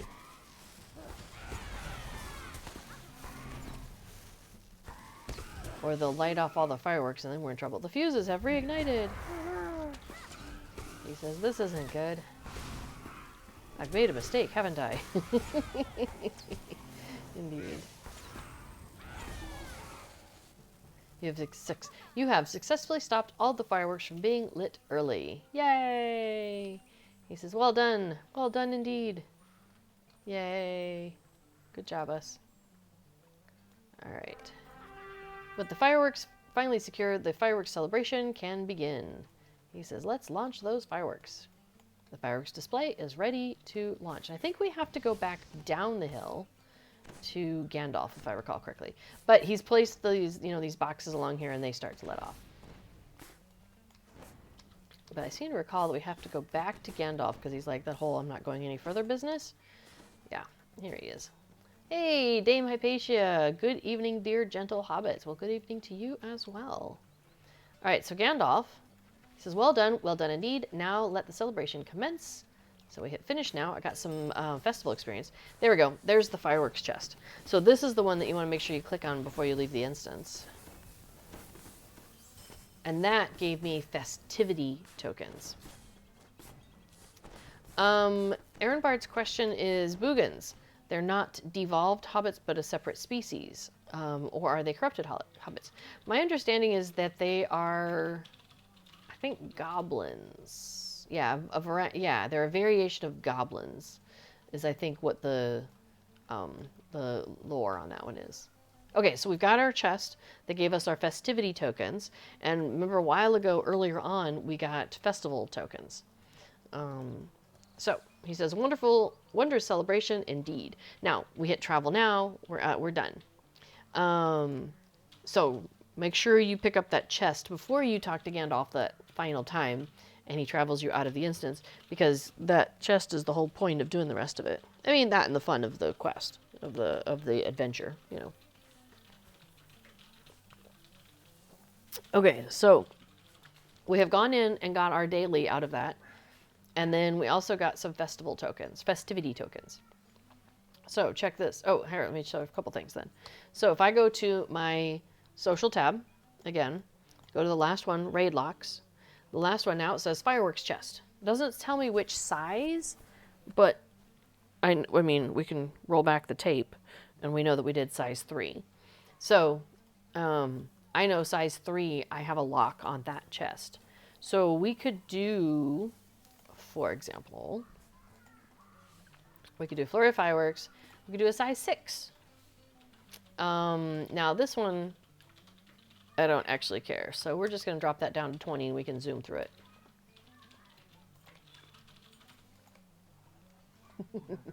Hmm? Hmm?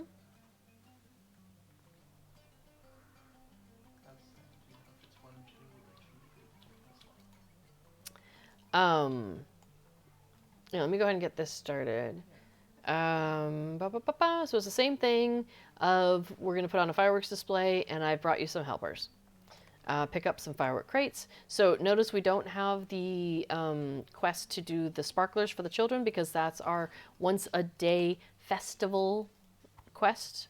So we can only get that once, but here's Lagarum again. So there are, let us begin. Let's get rid of this nosy habit. So there are locks on different sizes of chests, and you can get so many different ones.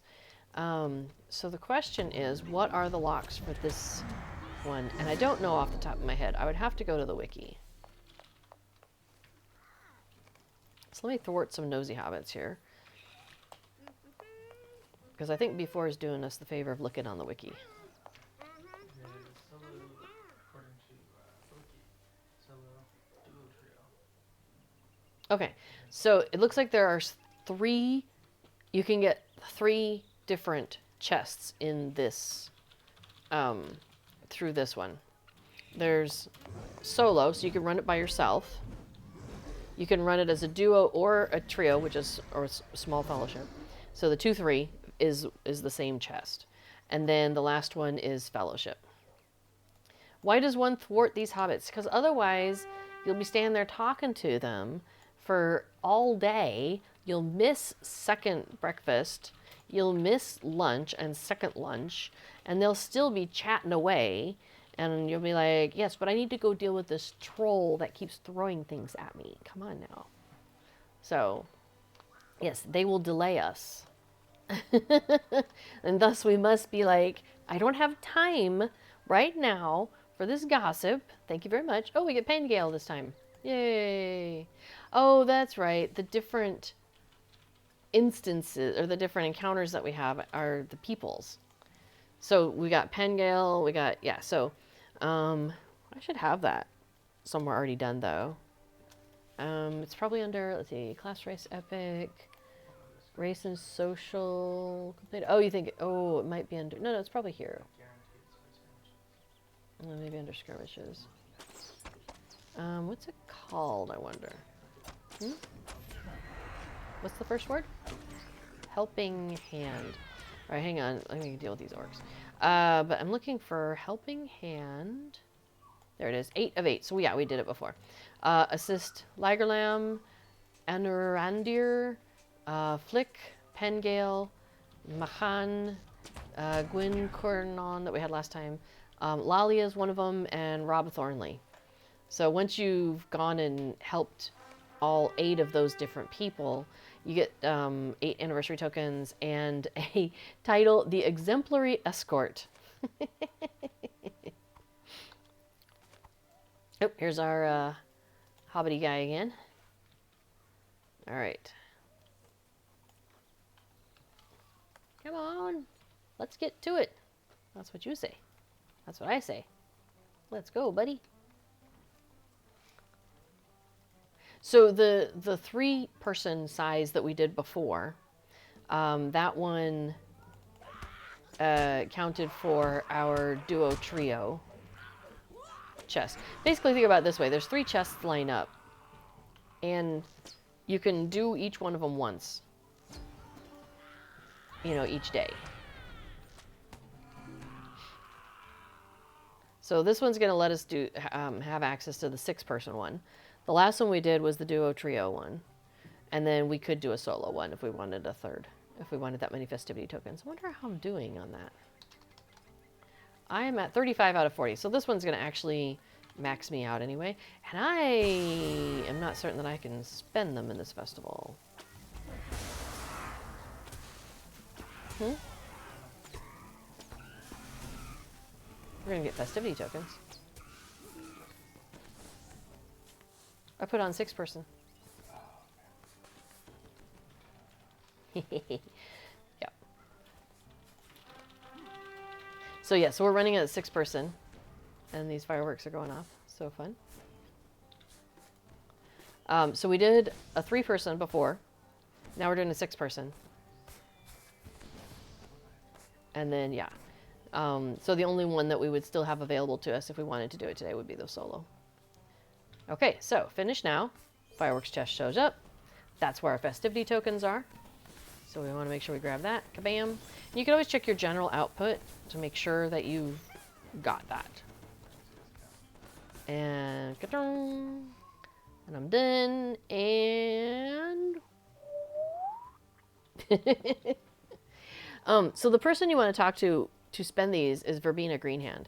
And yeah, my currency is capped. I don't think she's here.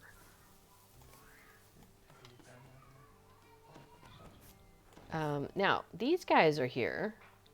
Why do they not have a quest for me? Or maybe I'm in the middle of it. Let me double check. Let's see. Festival. Oh, does it come up now? No? Good day. Oh, Might I have how a word weird. with I you? just clicked on him. Did I take off rings or something? I don't know. Okay, are you here for the fireworks show? Yes. Ah, cool, there's a ring. Oh, I gotta get the right mount back up.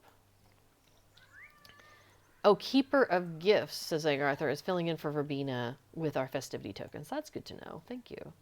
All right, so we've just picked up a quest here. Okay, so today I wanted to show you the instance. So we've done that. We've run through it twice. You got to see it in two different ways. Once on level, where you have both quests available.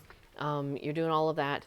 And then a second time at a low level, so we just like breezed through it, but it still shows you how to get that that chest at the end. So that's what I wanted to make sure that I covered today, that and the outfits, because you know the important things.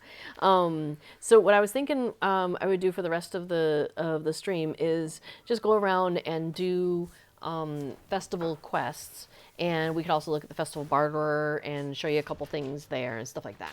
So that was my that's my plan for the rest of the stream. But if you have other things that you want me to show or go over, please absolutely drop it into the chat and we'll take a look for sure.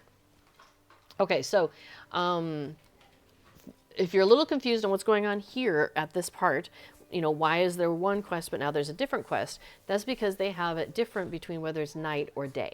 So when it's nighttime, you can let off fireworks, which involves picking up the quest from that guy over there and then listening to the fireworks announcer tell you which one to let off. That's what we did when we first got here. But now it's daytime, it's morning. So now these guys, the young Took and young Brandybuck, who shall remain nameless, are here and have this quest for us to go light fireworks around town, just throw them on the ground, to get people interested in coming to the fireworks festival, which will be happening in the evening. So that's the one we're doing now, because we've been around long enough that there are, that we've transitioned from nighttime to daytime. So this blue track here is where we want to let off those fireworks. We need to do 6 times of them. And there's basically 7 zones here. So there's like one here and one here really close to it. There's another one here, one by the boar fountain, one here, one back here. So you've got options. So for example, like this right here says it's an ideal location for some fireworks, and it shares the zone with like another one that's somewhere right around here. We'll go ahead and do this one. And then she's going to react.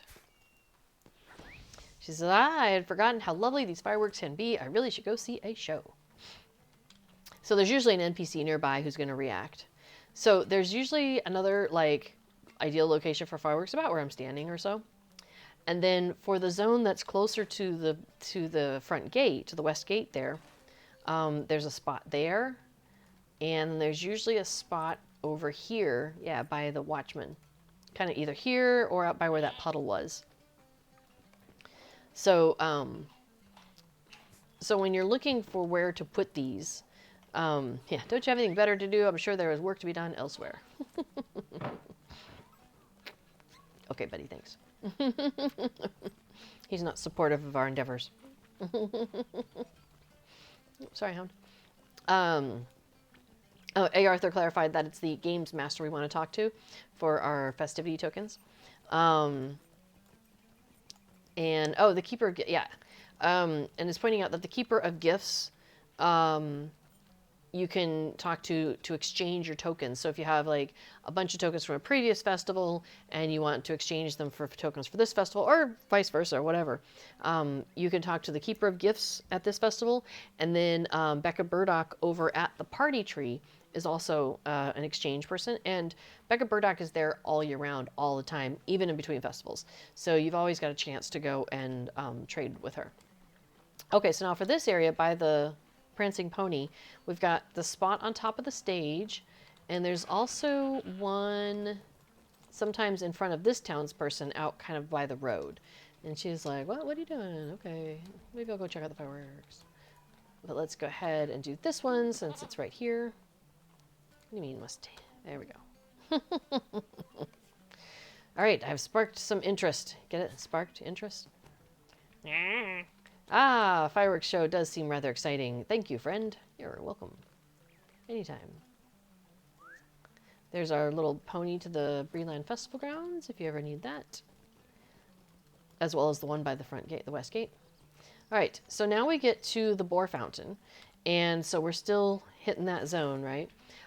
There's usually one right around here. And then there's often one on the other side over in this area. And as you can see, sometimes one down here, not too far from Second Watcher Heathstraw. He says, the fireworks show, I haven't been in years. Perhaps I ought to go soon. Yes, you should. Now, while you're here at the Boar Fountain, you can pick up this other quest, and it's absolutely worth doing. So Percy Bywood here, who's standing next to the town crier, is he's the one that was put in charge of sending out invitations, and he was about to send out another stack of envelopes when a strong wind came along and blew them all away, and he wants us to go and collect them. So this is the quest. You want to make sure you do this regularly if you can, because this is the quest where you are trying to chase down those envelopes that are rolling around, but also you can find in there, let's see, I have some actually in my inventory, so let's open one up. You can find an invitation that, like the ones that he's, you know, trying to find. Let's see if I can find anything else. I found an unwanted message. That's this thing over here. So it says an old unwanted letter which was seemingly discarded. You can sell this item to any vendor for some coin. So each one of them is worth a silver. So I'm like, okay, that's kind of cool. Invitations. Let me move along. We'll do some more of those in a minute. Other things you can find, there's a Warsteed cosmetic. There's... Oh, the toast emote. That's the reason why you want to do it. Because the toast emote is fantastic. Okay. So when you get to this area, you've got an ideal location for fireworks there. And then you've also often got one over here. It's not there right now.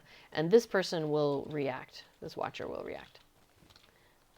But looks like that person that was just running by didn't do this, so I'll do it. I have sparked some interest in the fireworks show. This whole fireworks business seems a bit frivolous, don't you think? Now there's an envelope right here. Oh, they called me a jerk. Oh, I'm sorry. I thought you weren't doing it. Well, my apologies to that person. They look like they weren't doing it. I wonder if they had lag or something. No, Treebeard doesn't generally lag. Oh yeah, and Egg Arthur says sometimes you get additional anniversary tokens from the envelopes. Thank you for that reminder. All right, so another place. Yeah, never found that envelope on the pillar there. Yeah, there's a couple of places where the envelopes, they are there. Yep, there it is again. Sometimes it appears over here. There's sometimes an envelope in this, yeah, in this spot here. I'll just go ahead and grab that. Nobody else is nearby. If nobody else is grabbing it, I'll go ahead and grab it. There's, oh yeah, here's one in front of this door. This is why I have a stack of them. So what I do is I pick up the Explode Fireworks quest first, and then, or pick up I make sure I have the Fireworks quest and the Envelopes quest active at the same time. That way, while I'm going around and lighting off the fireworks, I have the time to go ahead and capture the envelopes while I'm doing that. So there's often an envelope back here as well. And sometimes, let me back up. Yeah, here by this little corner. So it's funny because there's a lot of different places nearby here where there's envelopes, but I think because people pick up the quest by the boar fountain and then they look for envelopes in the boar fountain area and then they turn it in, so they don't often see them in that area, in these areas. Because by the time you've moved on to do the, you've already turned in this quest. So that's why I like to try and leave them both active.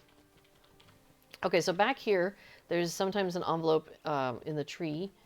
And for the fireworks, there's often a fireworks one here or out here where this one is.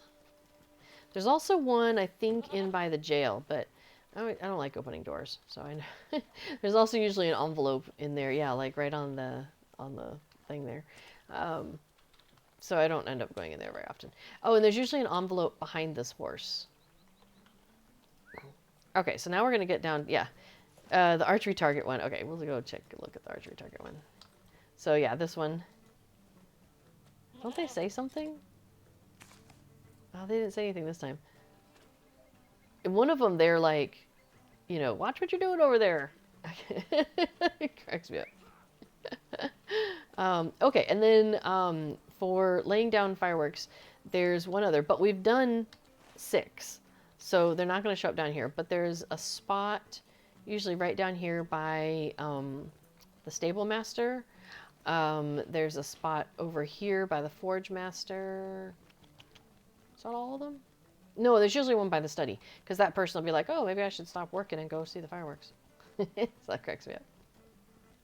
I like these guys, because when you put the one down by them, they're like, oh, fireworks. Yeah, maybe I should go and do that. That sounds like a fun idea. Okay, so let's take a look at some of these envelopes, see if we get anything else of interest. Another invitation. Ooh, I got an anniversary token. Nice. Unwanted message. I like those, actually, because I just sell it for gold. All right, festival invitation. Is that 5 out of 6 or 6 out of 6? Okay. I think I got the Warsteed cosmetic already, and I think I got the toast emote already. All right, so that's 6 out of 6. Once you get to 6, you have to stop opening envelopes. They won't let you keep going. Oops. So, like, say I have these envelopes, but they're like, using that has no effect. So the quest has to be active, and you don't have 6 already done. So I can I collect envelopes still? I'm not even sure if I can collect them. So that's kind of a bummer, because I wish I could just, like, open all of them, keep opening and opening and opening until I had, like, everything, have all the toast emotes and everything. How can I be of service? So, all right, so there we go. We turn that into him. But that's one you want to do every day so you can get all those things. Okay, this is the Keeper of Gifts, and she's the one that can do the exchange for you, I believe. Yeah, festival token exchange. So she and Becca Burdock can both help you with this festival token exchange where you can swap things back and forth. Wow, I have hardly any fall festival tokens. I only have 2. Crazy. But I have like 1,800 of Farmer's Fair, so if I get to the fall festival and I need more, I think I can do some exchanges. So, let's see. Dame Hypatia says, the place in the garden, the firework is directly under a tree and next to a hedge. You say, no, it's very secure. You know what's really funny is, so here in the Netherlands, there seems to be this thing, like, one of the ways that you deal with weeds, especially if they're, like, in between bricks and stuff, is you get, like, this basically mini flamethrower. So you're carrying, like, a little mini propane tank, and you've got, like, a hose off of it, and then at the other end is, like, where the flame comes out, and you just hold that down by the weeds, and you're burning the weeds. So this is a normal thing to do around here.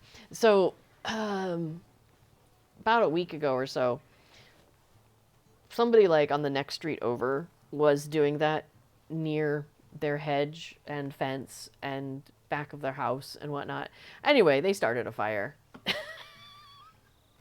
And they were not able to put it out, so the fire department had to come and put the fire out for them. Thankfully, most of the houses here are made of brick and concrete, so it wasn't like a whole neighborhood went up in flames or anything like that. They probably have some serious scorch marks somewhere, but yeah. So you mentioned that about the firework being right next to a tree and a hedge and everything. It's like, what are you people doing? Thankfully it wasn't us. It wasn't our neighbors. Not this time, thankfully. Could be in the future. We shall see. Because I've seen one of the neighbors next to us, who is the parent of the neighbor on the other side of us, was out there doing the thing. So, yeah. Arthur says it's like putting the archive of traceries directly above a hall of fire. What could possibly go wrong?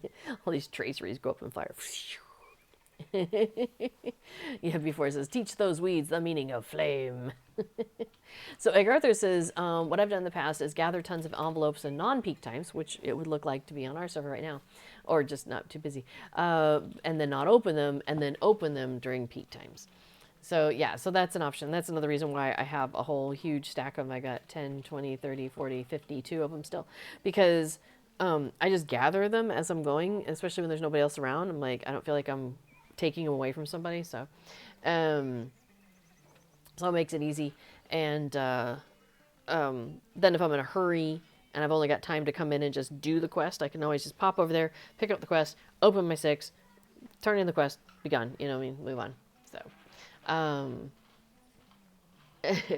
yeah, Dame Hypatia says, during the recent renovations, they made it extra fire retardant.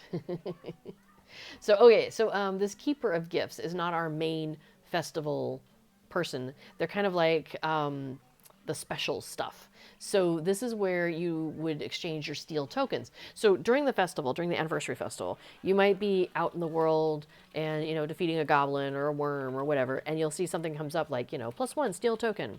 That is a currency that you are picking up, and you can use it during the festival to purchase things from this person. So for example, there is this Mighty Ram fireworks. It's a consumable, pack of 5. There's the Soaring Pinwheel, pack of 5 fireworks, also consumable. The Willow fireworks, a consumable, pack of 5. There's fireworks recipes that scholars can use.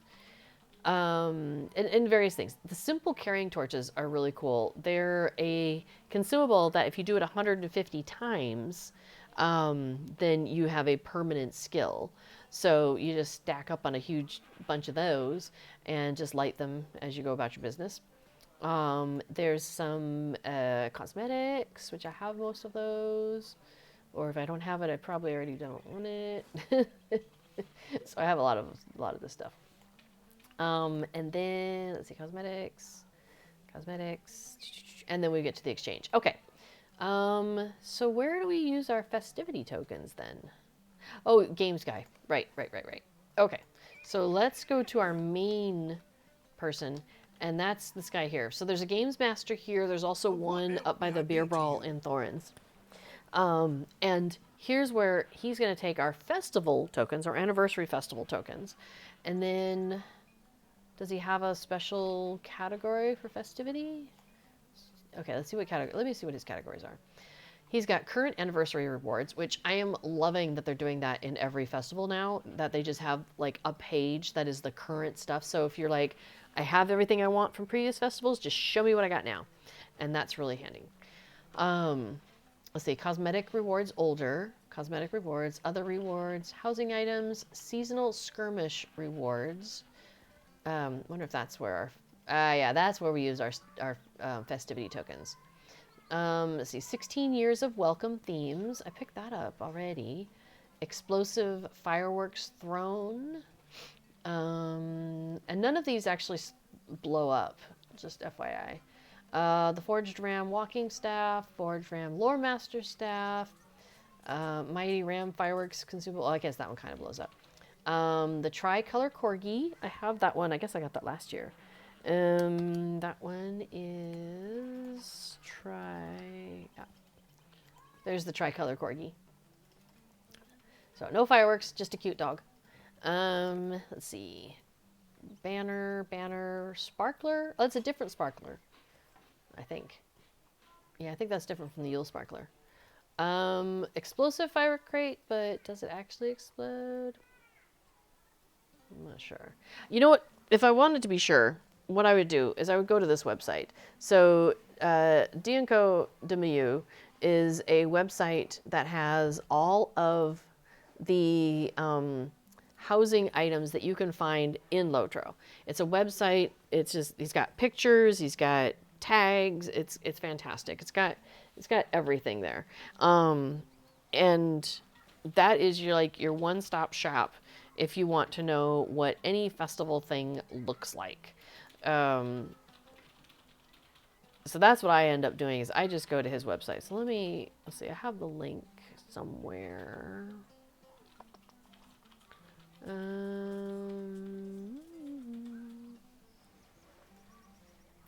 Where did you put that? The D&Co. Okay.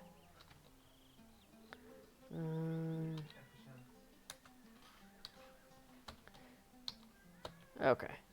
I'm just slow. Here we go. We have it already written out, so I don't have to write. I don't have to think.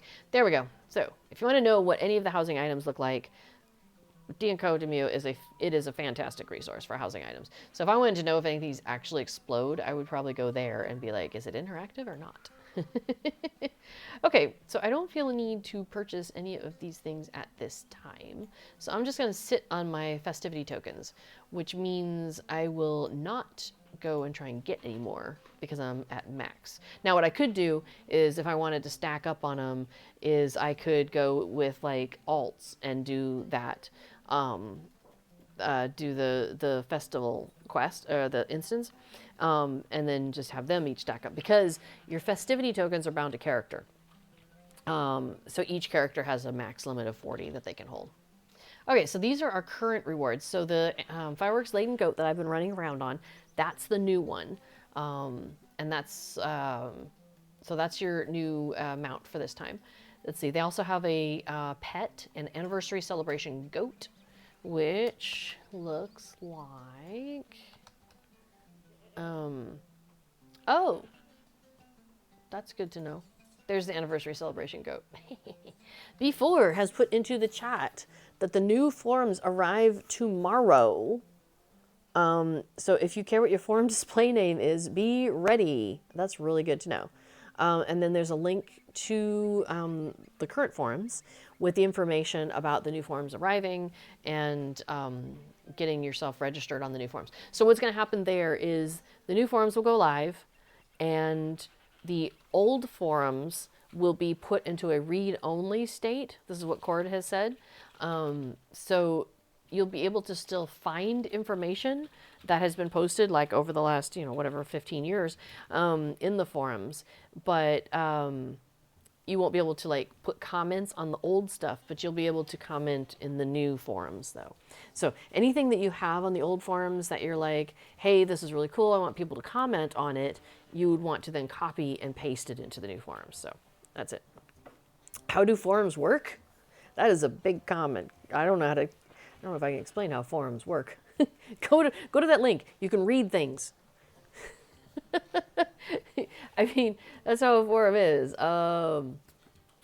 Like, it's a web page, and that's like saying, how does a car work? Like, how does the interconnected system of highways work? Very well. Yeah, thank you. Just right says you can post pictures and comments and questions. So how does it work? Let me see if I can figure out how to describe it. So basically, you go to the website, forums.lotro.com. Okay. And there'll be headers. So you might have something like, let me just be very like generic. So you might have something that's like festivals, and you might have another header that's like skirmishes, as an example. And so if you click on the one that says festivals, there might be underneath that a whole bunch of subheaders like anniversary festival, spring festival, midsummer festival, and so forth. And so maybe you have a question about the midsummer festival. You're like, so you go to the midsummer festival one and you click on that and you'd be like, I have a question. You'd read through what all's already under there and you go, okay, my question has not been answered. So I will start a new thread because that's what these conversations are called. They're called threads. And so you would be like, click the new thread button. And you'd be like, Midsummer Festival, how do I get there? And you'd be like, hey, I'm new to LOTRO. I don't know how any of this works. how do I get to the Midsummer Festival? And then post. And then people will come in, they'll be like, you're going to take a goat, you're going to take a horse, whatever. Go to the stable master, click this button, that'll take you there. Or when you first come in, you're going to get, you know, in your inventory, you're going to get a map. Click that map. Send yourself there. Somebody else might comment on that and say, yes, that's great information. Also, you might want to set a milestone while you're in Minas Tirith. That way you can get there again. So you'll get information, you'll get advice. So then in the future, when somebody else is like, hey, how do I get to the Midsummer Festival? They might go into, you know, festivals, Midsummer Festival, and they'll be like, oh, hey, this person had this question before me. Aha. Now I know I have the answer because this people have responded to this, you know, 4 years ago or whatever, but it's the information is still valid. That's what the forums are. So Aaron Bard says, anyone can post any question. Yes. I mean, basically, yes. Now, you want to ask your questions in the relevant area. It's like basically, you know, imagine that it's kind of like a mall, right? And it's filled with all these different rooms. And so you're not going to like walk into the Sears and be like, I don't know, hey, I need to get my hair cut. Who can help me? Everybody in Sears is going to be like, you can't buy anything at Sears because I guess they closed. But they would have been like, I mean, you can buy power tools, you can buy clothes, but this is not a place where you get your haircut. Go over there. Those are the haircut people. You know what I mean? So, so you want to make sure you go to the relevant place for the question that you have. Yes, and B4 points out that it's good etiquette to search first to see if somebody else has already possibly asked this question and if your question has already been answered.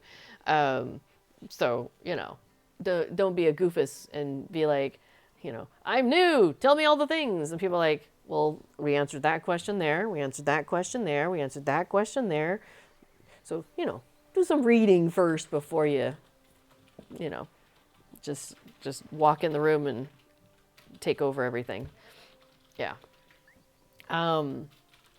My personal philosophy on any time you walk into a new space, whether it's a new job, a restaurant you've never been to, a new community of online gaming or posting or anything like that, is the first thing you do is observe.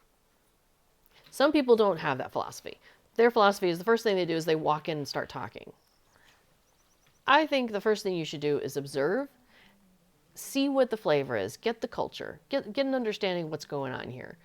And like 50% of the questions you have are going to be answered because they're just right in front of you. And then you go start digging into the things that maybe were a little harder to figure out. That's my advice when you're starting in anywhere to go, any place. So, yeah,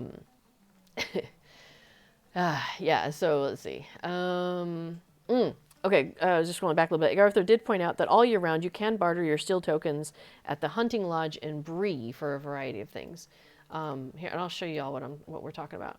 So let's leave the area. Oh, before I do that though, I did want to show you that there's you can buy some of the old steeds from at the festivals. You can almost always buy the older steeds for mithril coins, and they do this great job of like standing them out in a row.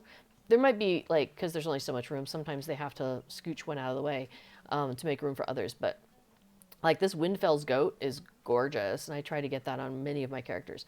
The Steed of the Woodland Realm, I really love the colors in the accoutrement that one's wearing, and this one's pretty too. But we were talking about the fireworks laden steed. So there's a teal fireworks backpack, and then there's a red fireworks backpack, so you can get the matching mount, but for mithril coins. Okay, but I like the fireworks laden goat that I just got. Yeah, so that's the teal fireworks horse you were mentioning earlier, Aaron Bard. Yep, I wanted to point that out because I knew you were thinking about that earlier. Yes, and so forums are an outcropping of a previous thing called bulletin boards. It's just an evolution of things. So basically, yeah, it's a place where you post, people post things, stuff happens, information gets passed from one person to another. Okay, so we're going down to South Bree. And we're going to turn down this hallway here. So just so you know where we are over here in Bree. We've turned down this way. And continuing to roll along here. And I'm pretty sure this is where Agartha was discussing. So the Bree Town Hunting Lodge. And this is where you come when you are in your late teens, early 20s, probably in the game. And you pick up these quests from, let's see, Agatha Greendale, Broderick Willowmead, and Tad Leafcutter. Or maybe from Maggie Smallwood. There's 3 of them that give you quests to go into the Barrow Downs and collect treasures and then come back and turn them in, and they'll give you they give you quests and they give you reputation with Men of Bree, and so that's a good way to work on getting reputation with Men of Bree, so that way by the time you are kindred you can come back, talk to Tad, Greetings. and get from him the travel to Bree skill, return to Bree right there. You have to be kindred standing with the Men of Bree. You cannot be a man because they assume you already know how to get there. So anybody else, so Bjorning, Elf, Dwarf, Hobbit, High Elf, and Stout Axe are listed. Can buy this. It takes 100 of the Barrow treasure that you are collecting while you're in the Barrow Downs. That's the currency you will use to purchase that Return to Bree skill. It is bound to your character. Only the character who purchased it can use it.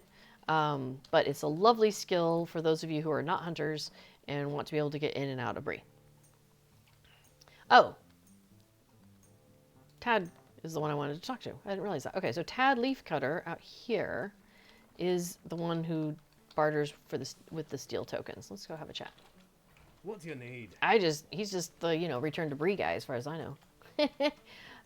Reputation items? No. Standing and potions? No. Miscellaneous? Ah, miscellaneous.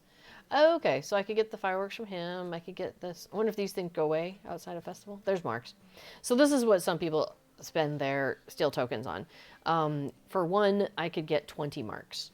And so, especially back when you could get reputation accelerators from the skirmish camps, people would come here, they'd spend it all on marks, and then they'd go use their marks to go buy that stuff. That's no longer available, so I don't do that. Greetings, friend. Oh, you can get a vial recipe here, and a wood figurine recipe, and a Bree spear recipe. Woodcutter stuff. Cool. I often will go in and talk to the Tully Hopwood here. Greetings. Let's see. A word of men's virtue. So if you are a race of man, you can get some virtue stuff there. But the elegant backpack is one of my favorite items in the game too. It's got that cute little tree, and you can dye it. Let's see. Yes, the majority of it is dyeable, so you can make it match your outfit, which is fun. Let's go with like a turquoise. It's a little bit green for my taste. Let's try a sea blue. There we go. That would look nice with my outfit, for example. So that is from the person inside. That's the elegant backpack. The patched woodcutters pack is cool, but it's got too many pointy things sticking out for me. Yeah, so I don't tend to get that one. Oh, but there's a prized steed. So I was talking earlier about prized steeds. All the different races will have steeds that you can get once you're at Kindred with them. And this is one of the ones I could get, and I haven't got it yet. So for 5 gold, heck yeah, kabam! So now if I close that and reopen it, there you go. So it's got the red border around it. So, hey, Pamela, nice to see you. That backpack is so nice. The elegant one, I just love it. I just think it is so cute. And it goes really well on a Hobbit. It doesn't look too big on a Hobbit. Whereas like, oh my gosh, what's the one that we got that was... There was a backpack that we got as like part of the treasure. No, it's that Boogan hunting thing, and Gorse had it, and it was ridiculously huge. Is it the Boogan treasure sack? Yeah. Look at that thing. That's like half the size of me. This is just crazy cakes. Oh, it jingles when you walk. I think it jingles when you walk or makes, what does it say? Note, falling coins and sounds will appear if this item is equipped as gear. So it's just like the other one with the butterflies. Um, where is it? Where did it go? Yeah, the pack, the Lasgallon spring pack. It's like that. Whereas if you equip it as gear, it does extra stuff. Whereas if you just have it equipped cosmetically, it doesn't do as much. Oh my gosh, you want to talk about another silly pack? Look at this military prospectors pack. I'm like, I would be just poking out people's eyes left and right with that thing. That thing's silly. I do like, though, the map makers pack. I think that one is super cute. I think all three of our characters on Crick Hollow, our questing trio on Crick Hollow's all wearing that one. Another one that's actually really cute is this fishing creel. I like this one, and I think I like having it out for like the Harvest Festival because there's all those fishing quests that you do during that one. So I think that one's fun to have out for that one. Let's see. There's the elegant backpack. How many colors have I dyed it? Oh, I haven't dyed it at all. What? Oh, you know why? Because I've been using the little teeny backpack. That's why. Because I really do like the little... Oh, the Treasure Hunter's satchel. Check that out. It goes on your side hip. The Wintry Yule backpack is really cute, too. I like that one in the winter time when we're running around. But yeah, the Treasure Hunter's rucksack is probably my favorite for the Hobbits, though, because it's just so cute and little. It just... I don't know. It just fits well. This is the Treasure Hunter's pack. It cracks me up. The travel pack is actually nice too, but it's kind of the same style as this elegant one, but it's not quite the same. There's the teal Sparkmakers pack. I do like that one a lot. I think my Rosenbloom over on Laurelin was using the teal pack for a while. Anyway, okay, so this person has some stuff in here you can buy, which is kind of fun. So just pointing that out, that going in there is a great place, and talk to this guy. Yes, Just Right says, that is huge, right? When we got that, I was like, oh my goodness, that's insane. So Egg Arthur says, the other items are available from Tad year-round as far as I know, which is good if you earn a steel token 1 second before festival ends. Yeah, that's fair. So he thinks that... No, the miscellaneous. Yeah, so these things are still available from Tad year-round. Greetings. So there we go. Let's see. Okay, so we're talking about the backpacks. Yep. Buried Treasure event on the 18th of this month, by the way. Right, I haven't talked about what's coming up. So this festival, this current anniversary festival, that is on, and it is going through May 11th, and today's the 2nd, so you've got like a week and 2 days to get in here and do festival stuff if you haven't gotten in here already and just gotten started on that. The curator is around. Oh, we should go say hi to the curator, so let's go up there. I want to go see if she has anything I don't have yet. Oh, let me put that back up though, the calendar. Okay, so the curator is around through May 8th. Shadowfax went up to their level cap, or they're going up tomorrow, and then Shadowfax will be closing not too long after that, like within a month or two, I would think. Let's see. Oh, the legendary item reward track changes May 17th. It ends or begins or somewhere like that. It says through May. It says what Cord posted was LI reward track season 5. May 15 to May 17, and then season 6, May 17 to August 16. So I'm guessing part of May 17, it's one, and then it switches to the other. Sorry, my bangs are like getting in my eyes already. I'm going to have to maybe start self-trimming them. Anyway, okay. Let's see. Shadowfax is going up. We talked about that. Buried Treasure, there it is, May 18th through the 30th. So that's the one that takes place like up in Erluin, and the dwarves are all there, and you can get all sorts of stuff for, like you can get the carrying chickens. The stuff that you can get at Hobnanigans is also available during that festival, and then it has also some other things that are only available through that festival. Event. It's an event. It's not a festival. But B4 has also done some plug-in work, I think, on that one, the Buried Treasure, or you just use the Yeah, there's which is the one that you use? Rich. There's a plugin called Rich, R-I-C-H, that's really useful during that festival. So, or I keep calling it festival, during that event. So when that event is happening, I will be using the Rich plugin, and I'll show you that. Let's see, Hobnanigans, first weekend of June. Treebeard goes up June 7th to Rohan and Wildemore. We have the Midsummer Festival then from June 8th through July 5th. Yeah, okay. So let's see what we got here. Yes, Pamela, I gotta find me that fishing one for my Fisher Hobbit. I know, right? Let's see. Do I know where I got that one from? If there's ever something where you're like, gosh, where did that come from?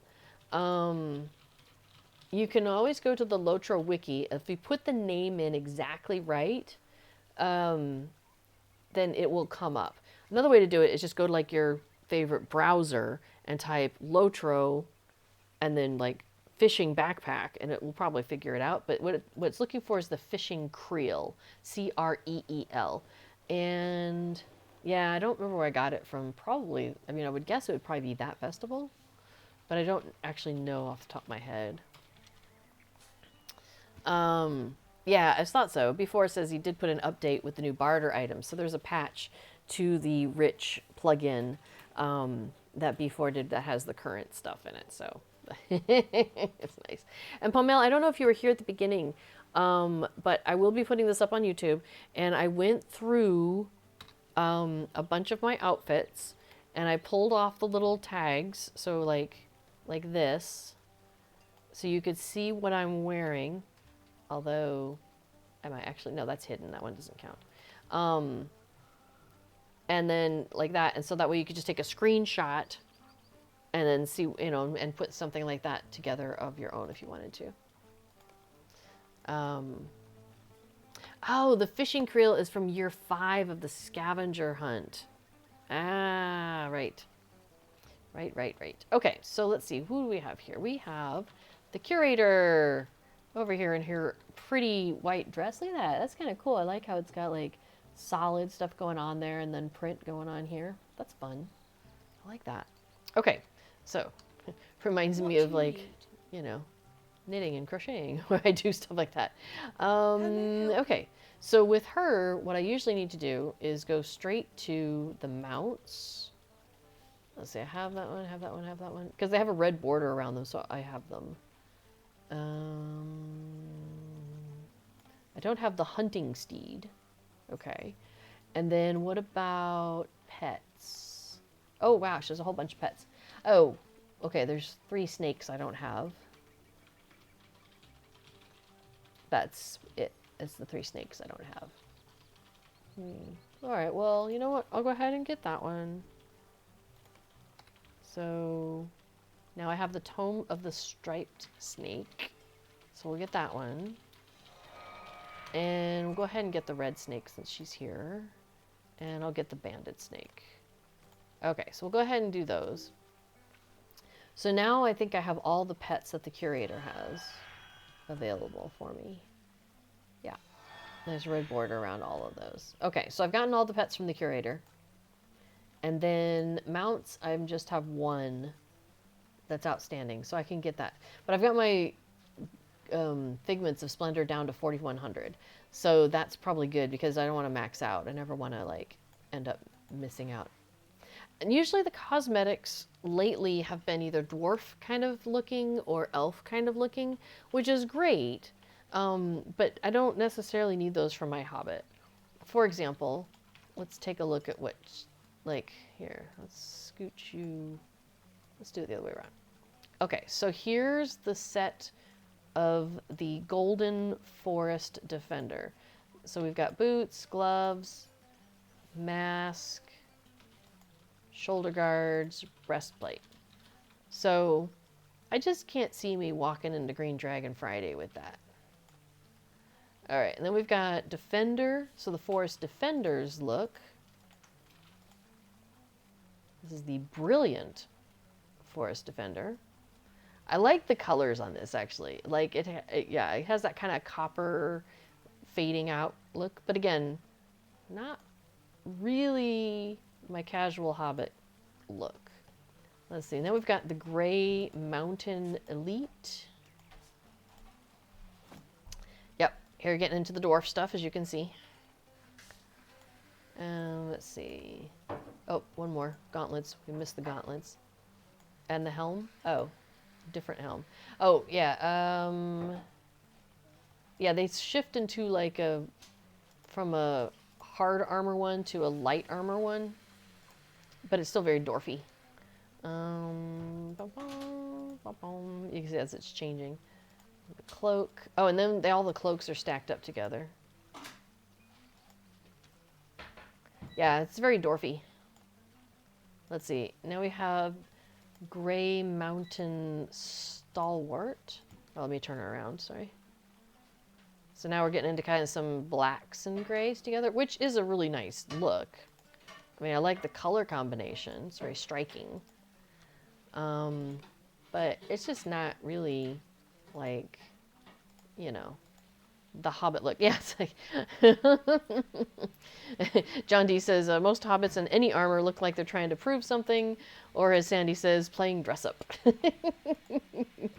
I have to agree. Like, when my Hobbit's running around in armor, it just is a weird look to me. I was running around in armor the other day, just playing around while we were doing the beer brawl, and it just was so funny. It does look like I'm playing dress up. Oh, the formal riding trousers and formal riding jacket and top hat, gloves, boots. This is cute, although it reminds me of like, I feel like I'm about to like, you know, come along and see the show, ladies and gentlemen. 5 people flying from trapezes high in the air. You know, it's like, that's what I think I'm. Yeah, like one day they're making bad pies, says John, and the next day they're all fighting creatures across Middle Earth. It's like, it's very, yeah, it seems silly. Yes, as Pamela points out, Hobbits are due for premium housing and a cosmetic set series. I know! Yeah, Aaron Bards agrees, it does have that circus vibe.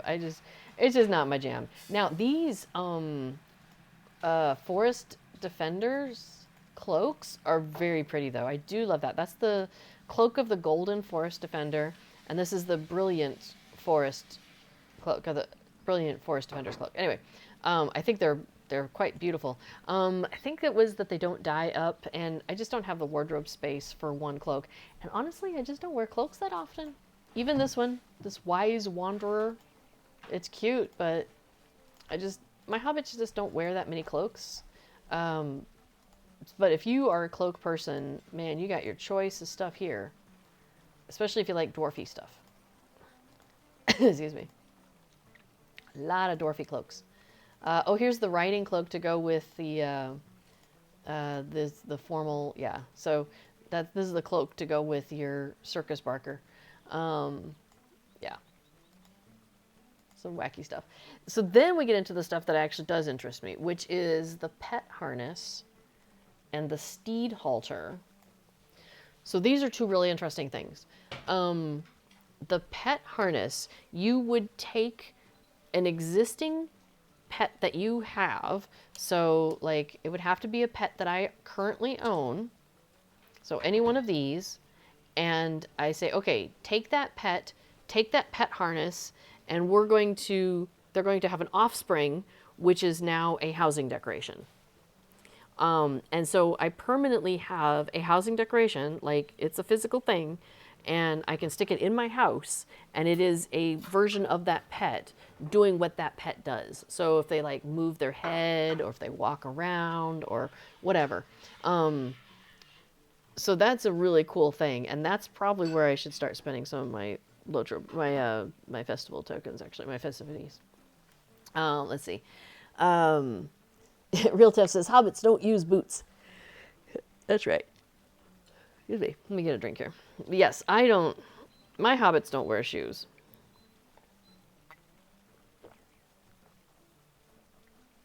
Unless I'm in, like, the snow. And then sometimes I'll put some boots on my hobbit. Because there is a pair of boots that's just so super cute. It's the like the Snow Beast boots that you get at the Winter Festival, and I just think they're really cute. Yeah, the Snow Beast boots. Check those out. Those are a treat. So, I mean, and you can dye them too. Um, so, I mean, if you've got to wear boots, well, you might as well wear something fun. So those are funny. Let's see. So anyway, so the pet harness is really cool and very, very useful.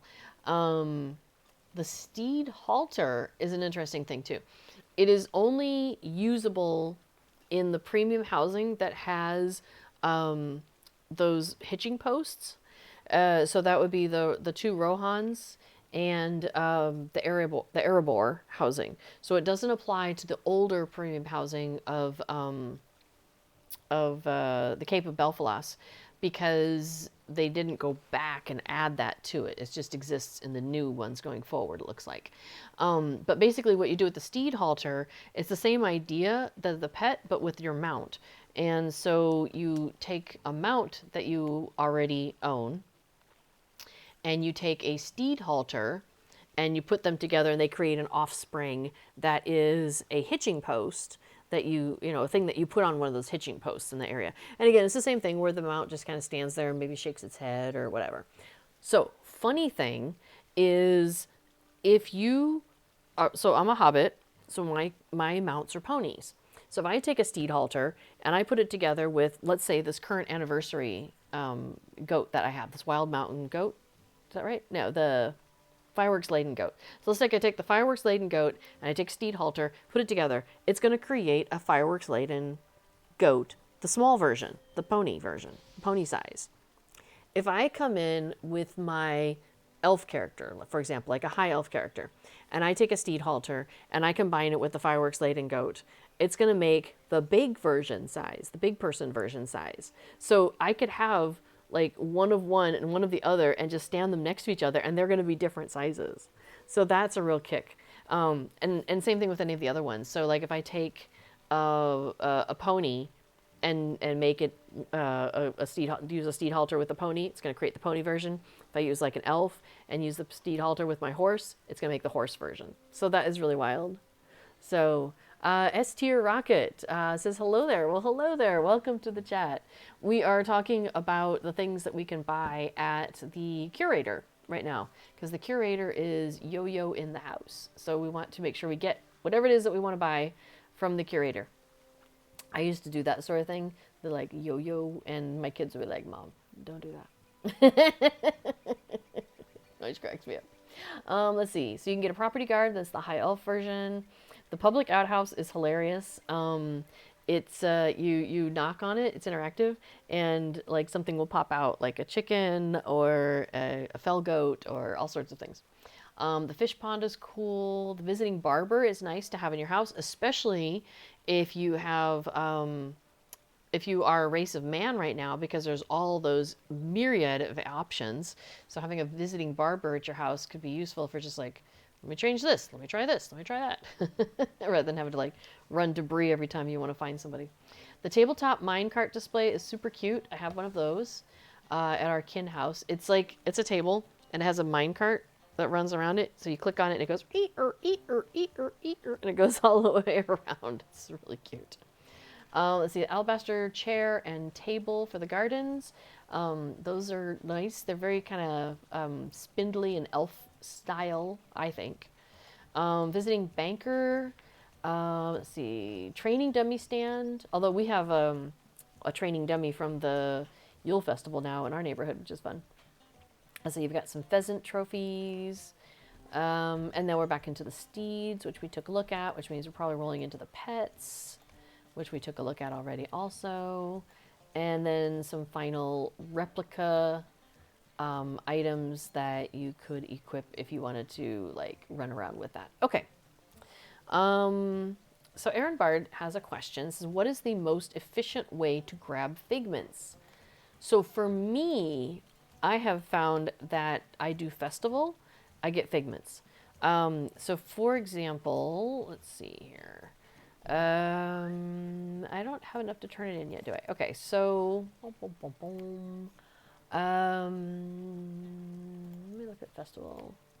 So when I finish, so each day you do the festival wrapper, and you turn that back in, and then you have a couple other quests that you picked up from Waldo back at the party tree.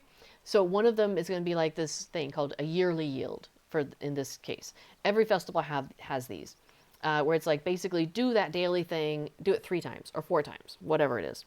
When you do that, you're going to get Figments of Splendor. So in this case, I will get 500 Figments of Splendor from just turning in this quest. Then he's going to give me another one that's basically do that again. And when I turn that in 3 days later, I'll get another 500 or 600 Figments of Splendor.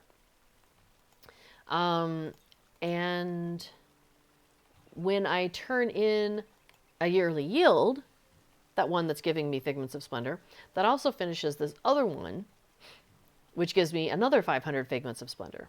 So basically, from my perspective, what I see happening is basically I go do the festival, I do it for 3 days, I turn in two big over wrappers, and each of them gives me Figments of Splendor. I do that again 3 days later, and I get another group of that. And I do it again 3 days later, and I get it again. So it's like 1,000, 1,000, 1,000 practically. And that's just on one character. So if you are willing to run alts through as well, like I was going nuts with it recently because I wanted to try and get a whole bunch of Figments of Splendor. I can't even remember why I was doing this. Basically, I was running... Oh, I think it was in the early days of Treebeard too, because we didn't have anything on Treebeard, and so I had to I wanted to get the all the stuff for our house and all those things. So I ran I don't know, some ridiculous number of alts. Let's just say 8 through the festival. And so I was getting those wrappers and turning in those wrappers. And so I ended up with from 0 to 8,000 Figments of Splendor in no time at all. It's to the point where I was partway through the festival having to stop, come and buy things, and then return to the festival because I was maxing out because there's a max of 10,000. You have a cap, a wallet limit of 10,000 Figments of Splendor, and I'm now at 4,550. So that's what I think is the fastest way to get Figments of Splendor. Egg Arthur points out you can also get Figments of Splendor by opening a loot box. So on your 3rd year, you're going to get a box that has 3 of those steel keys. So yeah, you get 3 at 3 year, and then you get a 4th one at 7 years. And you use those to open up those steel-bound loot boxes. And what you get out of that can include a cosmetic item that is worth Figments of Splendor. And you can then just destroy the item for Figments of Splendor. I actually did that because I was trying so desperately to get... there was a housing item that was available, which was a scholar's bench. It's actually it looks like a... What's it called? It's called something else, but it's really cute. And it's a scholar's workbench. And it was available for Figments of Splendor. And so I was trying really hard to get that before the person who gives that disappeared. I can't remember if it was... What can I do for you today? This person or a different one. Oh, this person has the alchemist stuff now. Ooh. And the maypole. Anyway, not get distracted. But that's Myrtle Mint. Myrtle Mint also takes Figments of Splendor. And I need to do some shopping with her too. So for me, the fastest way to get Figments of Splendor is to do festival. It takes obviously some commitment, but then you just get a ton of them. Herbalist table. Thank you. Thank you, Pamela. The herbalist table, it's gorgeous. I love it. And it's an actual scholar's workbench. And I believe it's the only interactive item like that you can get for crafting that you can buy for Figments of Splendor. I think everything else you have to spend LOTRO points on and stuff like that. So Egg Arthur says, So one way you could do this is basically do Figments of Splendor farming.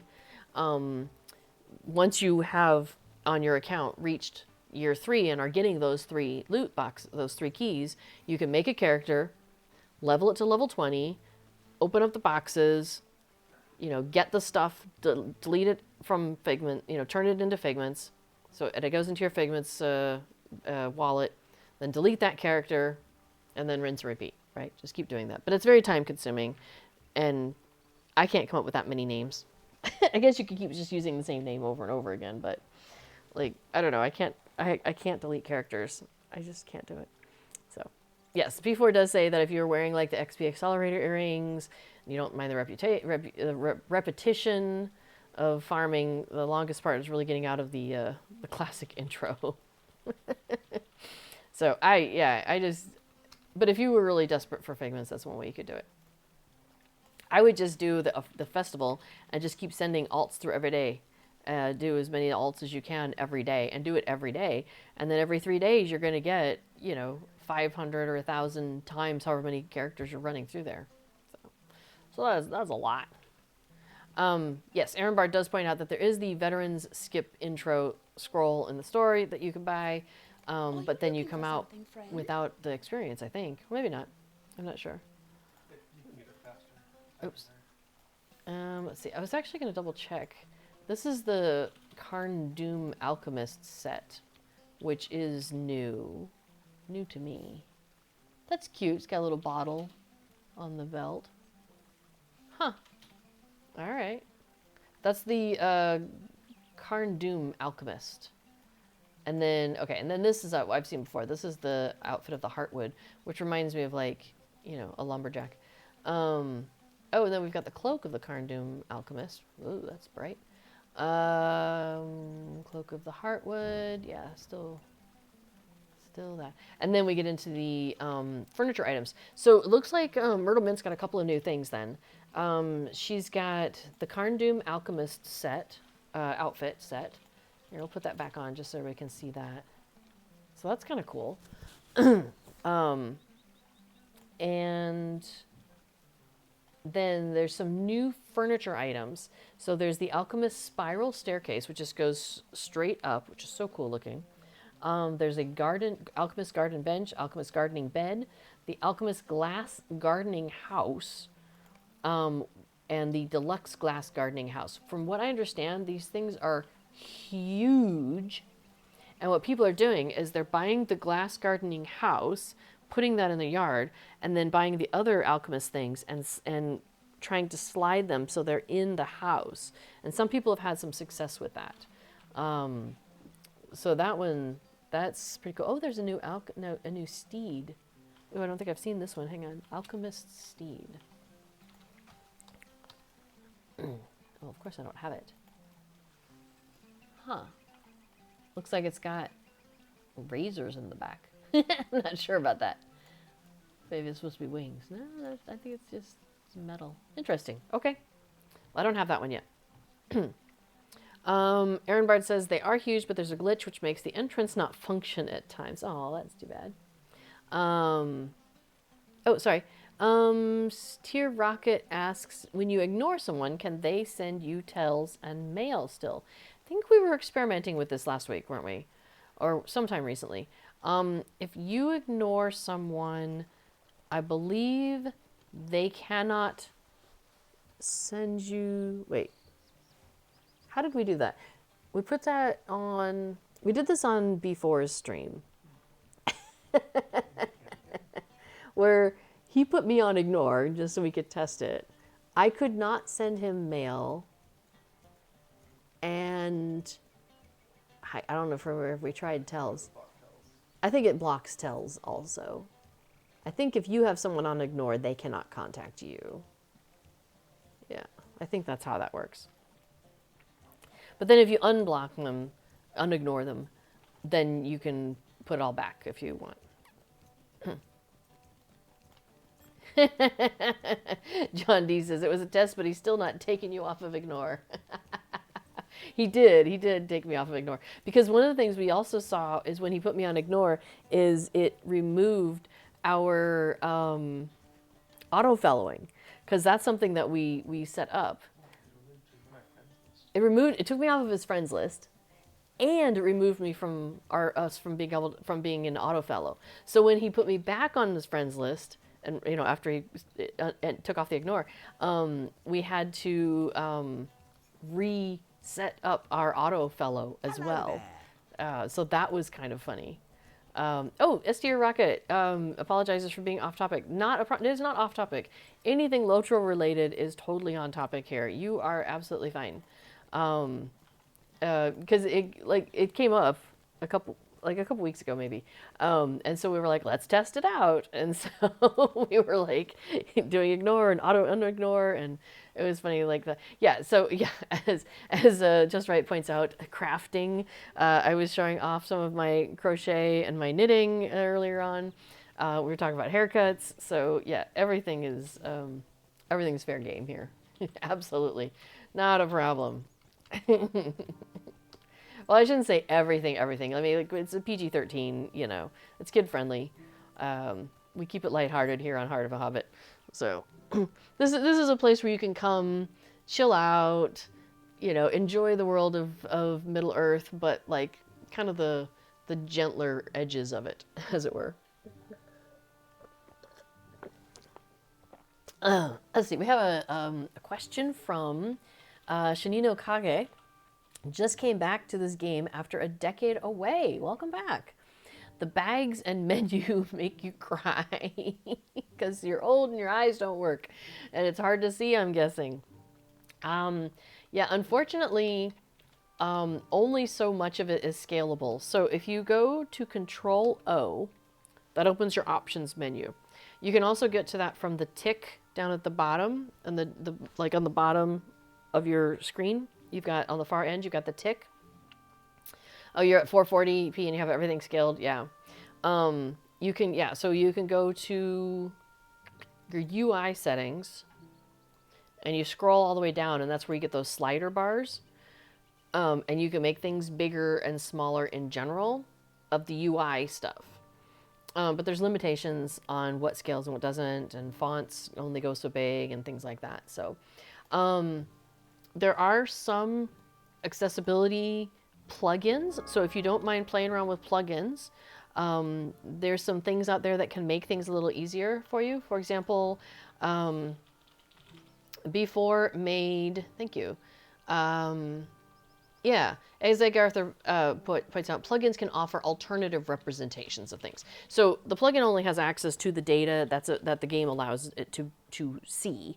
So it doesn't have access to everything, but it can do some things. So the opaque quest tracker, which is in that list of things there in that paragraph that just popped up there. The opaque quest tracker, and I don't have it on. Maybe it's something I should start playing with. You know what? Let's do that. Let's do it. Let's see. I want the plugin compendium. Hang on. I'm going to add the opaque quest tracker real quick so you guys can just see it. So I'm going to add a new plugin, and you can't see what I'm doing, I'm afraid. Sorry. Why can't I find it here? It's not in add new plugins? Is it not in the... Oh, maybe I already have it. I don't think I do. Oh, I do. Well, look at me already having it installed. Okay, hang on. Let me go to my plugin manager. And the opaque quest tracker is right here. Starts with an O. So I'm going to load this. Yeah, let's start playing with it for Rosenblum. All right, and I'm going to go ahead and load it now. So in the options, let's see. Wow. You have to show me how to manage. I don't know how to work it though, honey. Okay, so it's a box that I can put behind my quest stuff over here on the side. So notice how it's really hard to read my quest stuff with the hedge and everything there.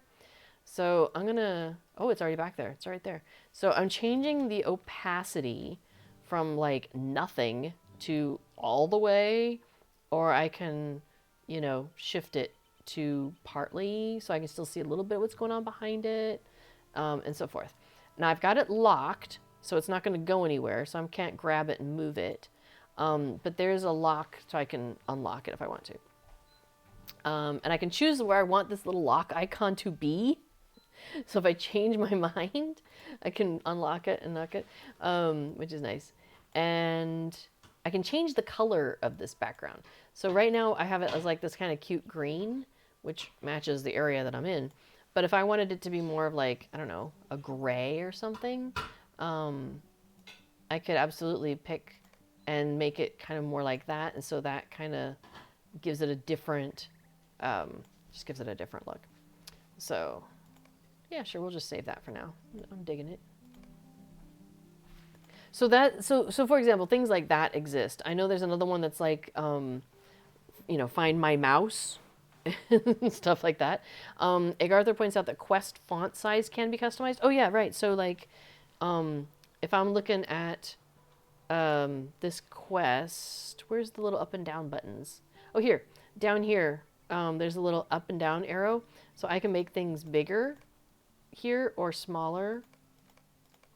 So that's another thing you can do, which is kind of nice. Yeah, Shanino says, I think the other thing, and this is not LOTRO specific, that I rage about is trying to puzzle out or just randomly guess auction house pricing. Well, and you're going to have even more fun because every server is different. So for example, I'm on Treebeard, and Treebeard is a young server. It's a legendary server. We've only been around for coming up on 2 years at the end of June. It's so the auction house just doesn't have a lot going on. But what people do is instead they just go into like the trade channel, and they'll be like, hey, I need a pair of leggings for a level 20, hunter. Can somebody make me something? And so that's really what you do. And honestly, with LOTRO, if you need money, the easiest thing to do is go out questing and defeat everything you run across, and then just sell all of that. Sell all the task item stuff, and you'll have money like in no time. So, if you're looking at the auction house as a place to make money, I think there's more efficient ways to make money. Yeah.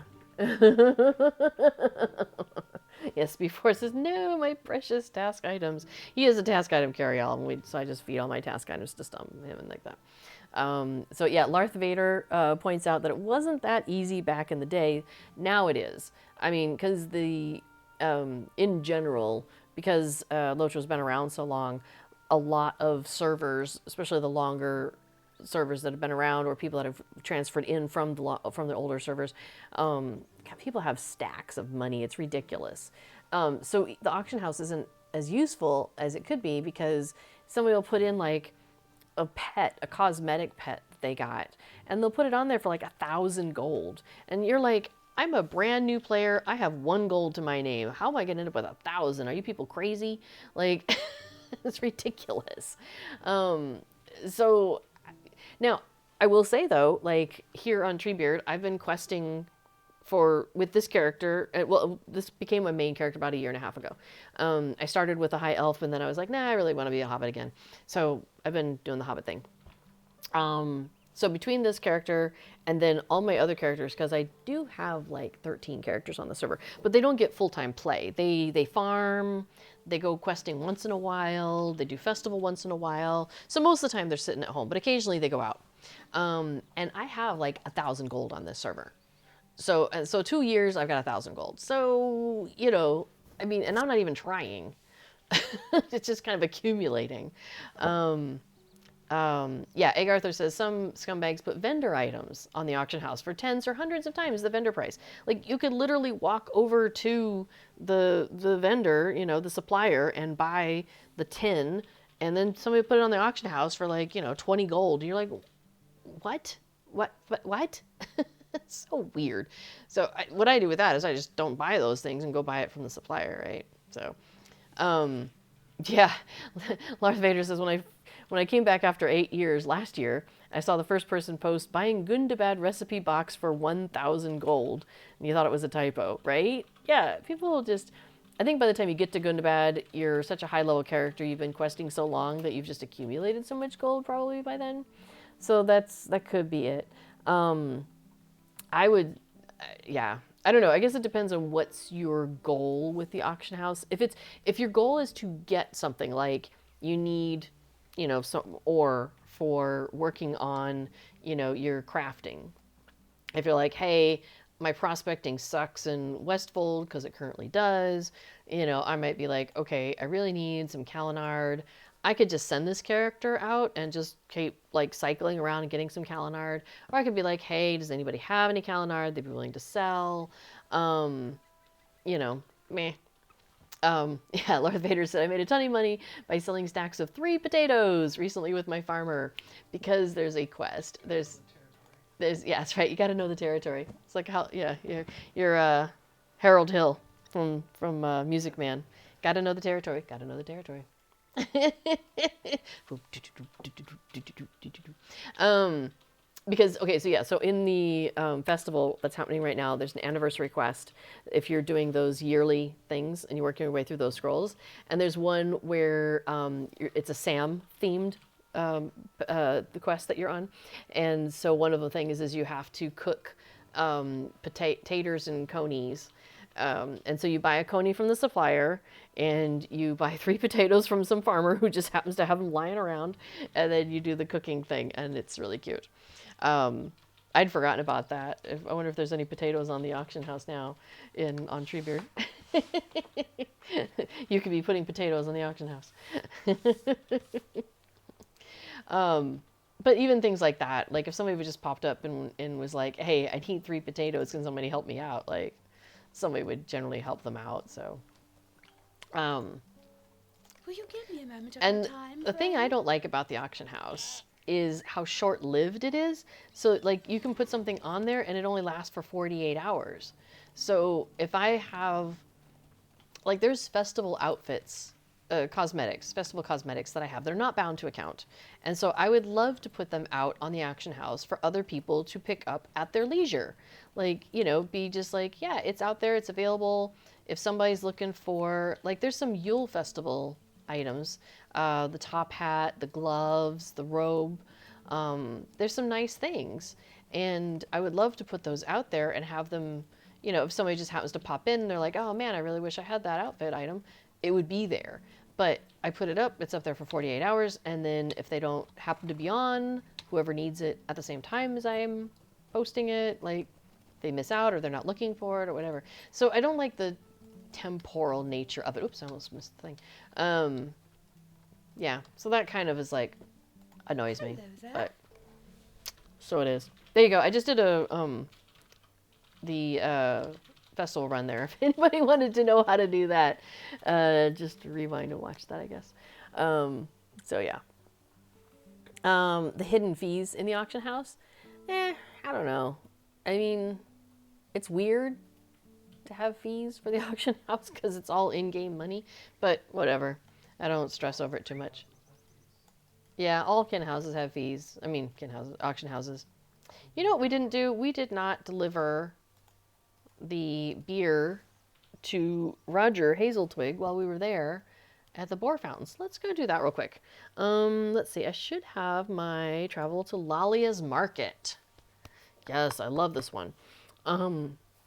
Yeah, and talking about the lack of data available, so it becomes guesswork. But again, it's not LOTRO specific. True. When I first started playing LOTRO, I was selling and buying stuff in the auction house a little bit, and so I had a little notebook where I was writing down what I saw something sell for, what I saw something list for, the things that I was selling, and so that kind of helped me out. But it only helped me out so much, right? It gave me some data points to work with, though. So, yeah, you can only see what's available right now when people are asking. Now, the things that are in the auction house for what's it called? Not the buy it now, but the starting bids, the stuff where they're bids. You can, especially on the more on the larger servers where the auction house is a little bit more active. Let me see, where's Festival? Is there anything in Festival? Let's take a look. Supreme Legendary Gift Box. So I think sometimes people just use the auction house as like extra storage because these prices are ridiculous. Because I think there's like a lump of coal in there or something like that. Although it says, what rhymes with ale? Mail? Is it some chain mail or something? Yeah, it's not. I think it's a lump of coal. So yeah, so if you had like a bid, you could see how many bids there are. And so like you could kind of watch something that's about to expire and see what the bids ended up at. Yeah. So, so Lars Tater says, I was a scumbag and put in 3 taters for 1 gold each. And then did you send them a gold for buying your taters? It tells you it's 7 copper for putting it in, but it doesn't tell you that it will deduct another 50 silver when it's sold. I don't have that happen. It deducted an additional 50 silver. That's odd. Here, let's do an experiment. Put something up on the auction and I'll buy it. Okay, we're going to do an experiment. Hang on, I'm going to put something up on the auction house. What am I going to put up there? I don't know. What do I have? Can I sell unwanted messages? How about the ornament cake? I can sell unwanted messages. Oh, wait, that's not the post. This is the post. Hang on. Okay. And I'll just do kinship only. That'll make it even easier. Okay, so the posting fee is 3 silver, which is hilarious because that's the value of it. And so my initial price is 3 silver. And the buyout will be, oh, I have to make it more. I'll make it 3 and 5. Okay. So, oh, I should look at my money. Okay, so I'm currently at, let's see. I'm at 704, 937, and 96. Just making a note here. Okay, so posting the auction. All right. So go look for unwanted messages in the auction house. Can you post one for a gold? I just put all of them in there. Sorry. What can I do? I don't know, send them back to you. Okay.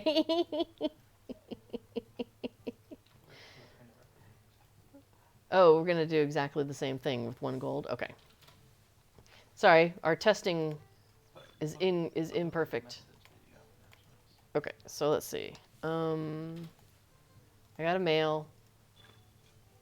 Auction sold, unwanted message. So it sold for, I get 290 back. The auctioning fee was 15 copper coins. Oh, that's more than the 3 coin fee. Oh, I see what you're saying. Yeah. No, I see what they're saying. The winning bid was 3 silver and 5 copper, which is what I put it up for. But there's an additional fee of 15 copper. It's 5% of the sale price. Which is 5% of the sale price. Okay, so it takes 5% of, so there's the listing fee, and then there's a selling fee, which is 5% of the sale price. There you go. And now you know. And now I've got my stuff back. So I'm not gonna put them back up. Okay, but you sent them one at a time. That's hilarious. Shinto Kage asks, is that a plugin for the currency at the top?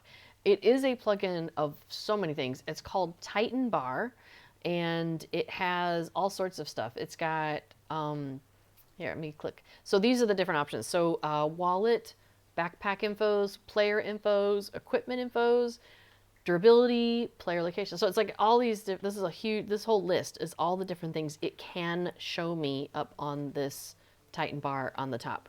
I love it. You can also have it hide the Titan bar when you're in combat, things like that. But I have mine set to always be visible because I like that. So yes, as Palmela points out, you can customize what data you want at the top to display. For example, I've chose wallet infos, and then within wallet, I have all of these options. So you pick a currency name to get its settings. So like LOTRO points. I have it set to don't show. Okay, so, but maybe anniversary tokens, I have it set to in the tooltip to show me in the tooltip. So I, for example, have a whole bunch of, I have all the festival currencies set in the tooltip. So when I hover over the little tooltip thing, it shows me the currency icon and then how much I have of it. So I really enjoy using that. I also have the Figments of Splendor. I chose it to go ahead and post it on the toolbar itself because I was getting too close to cap too often. And then I did the same thing with my Motes of Enchantment and my Embers of Enchantment because they were getting close to cap.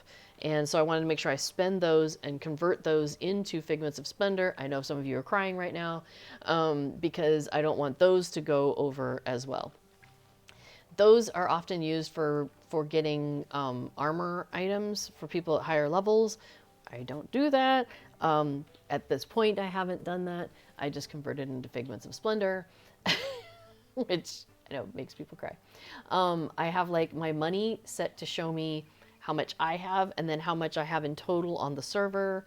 But you can set that up differently. So yeah, so I really love like all the different options I can do here. Titan Bar is How can fantastic. I be of service? All right, we're going to give this guy his pint of ale. Because the guy's been thirsty a while. Me too. Darth Vader points out, or says that it never states that there will be a selling fee before it is sold.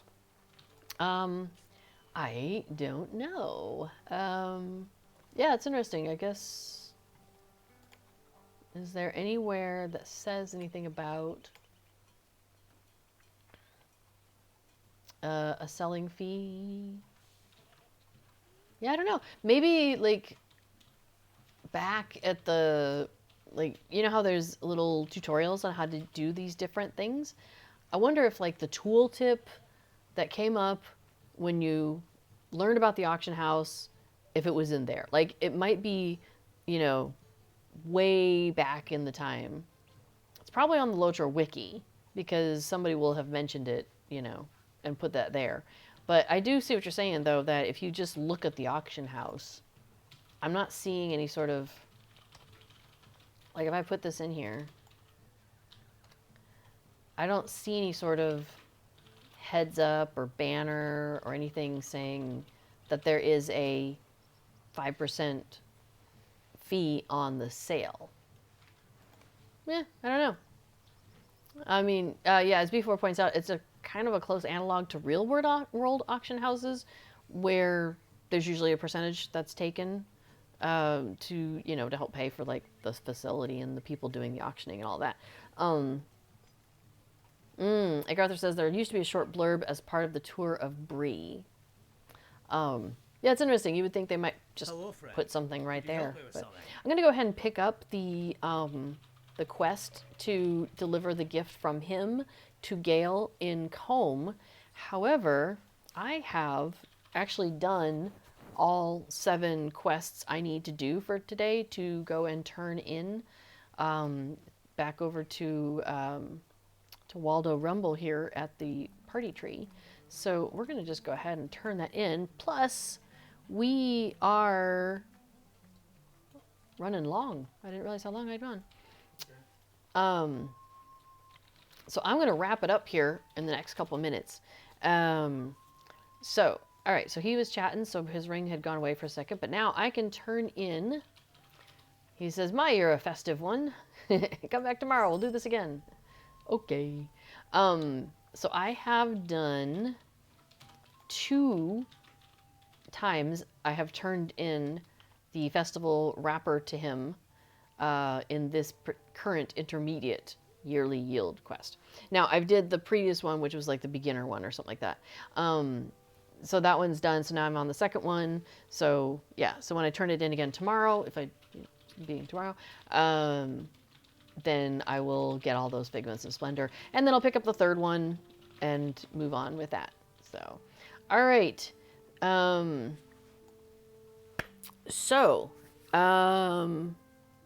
cool. There's some more of the auction house conversation happening, and apparently it is in the wiki on the A Tour of Bree. They do mention the selling fees, but that's a long time ago. Replaced by No Time for Tours, which doesn't say. Oh, which was replaced by No Time for Tours, which probably might not have included that. So, yeah. Interesting. But, so there you go. Caveat emptor on that one, huh? I guess make sure that you include the selling fees on top of your posting fees, if that's a consideration for you, then I guess.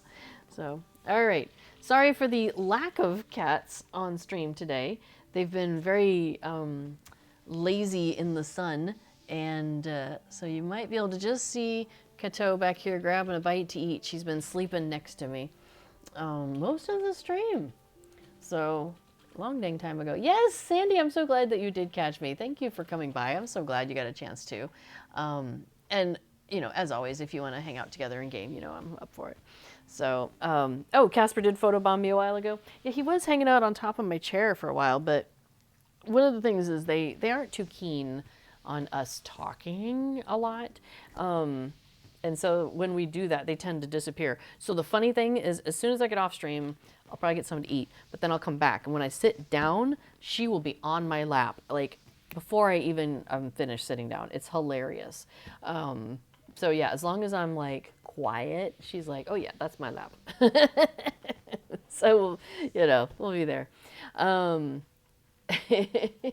But yes, so coming up next is B4, who will be doing a stream about plugins. I'm pointing over here because he's sitting right next to me. And he will do, his whole stream is about LOTRO plugins. So if you have any questions about plugins, he can absolutely answer those. He can, he'll be working on some festival stuff, so you'll be able to kind of see it in action. Oh, there we go, get some fireworks in the background. Let's see what else. There we go. Hey, it's like my opening stream. We did a recording of those fireworks going off, and we were up there, and that's the opening video and closing video, I think, for my stream. So you'll see that here for just a moment when I log off. Okay, anyway, B4 will be on in a moment, doing his plugin along stream. I will be posting this on YouTube tonight, so it's already tonight. So like usually I get something to eat and then I kind of start going through my checklist, and one of the checklist items is to post it up on YouTube. So it'll be up tonight.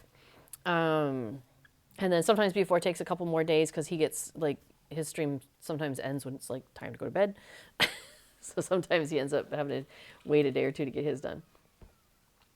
Okay, well, we'll be back next week doing more festival, because the festival will still be going on for one more week, I believe. Let me double check that again. The anniversary event through May 11th. Today is May 2nd. So yes, May 9th. So next week will be the last Tuesday of the festival before it ends. So yeah, if you have anything else you want to see in the festival, very specific, definitely come into the chat and let me know, or, you know, let me know in any other way that you would like to. You could tell before. And I'll make sure to include that in next week's stream. Otherwise, we'll just be doing festival, whatever grabs my fancy, whatever I'm in the mood to do. Thank you all so much for coming along and joining me on this fun little exploration. I do enjoy running around in Middle-earth and all the fun little things that we can do here in Middle-earth, and I enjoy it when people can come along and we make this kind of like a, you know, we're like a giant fellowship running around together. So I love that, and I have a lot of fun with that. So thank you, everybody. Have a fantastic rest of your week. Stick around for B4 coming up next, and I will see you next week. And remember to stay connected to that Hobbit side of your heart. All right, everybody, take care. Bye-bye.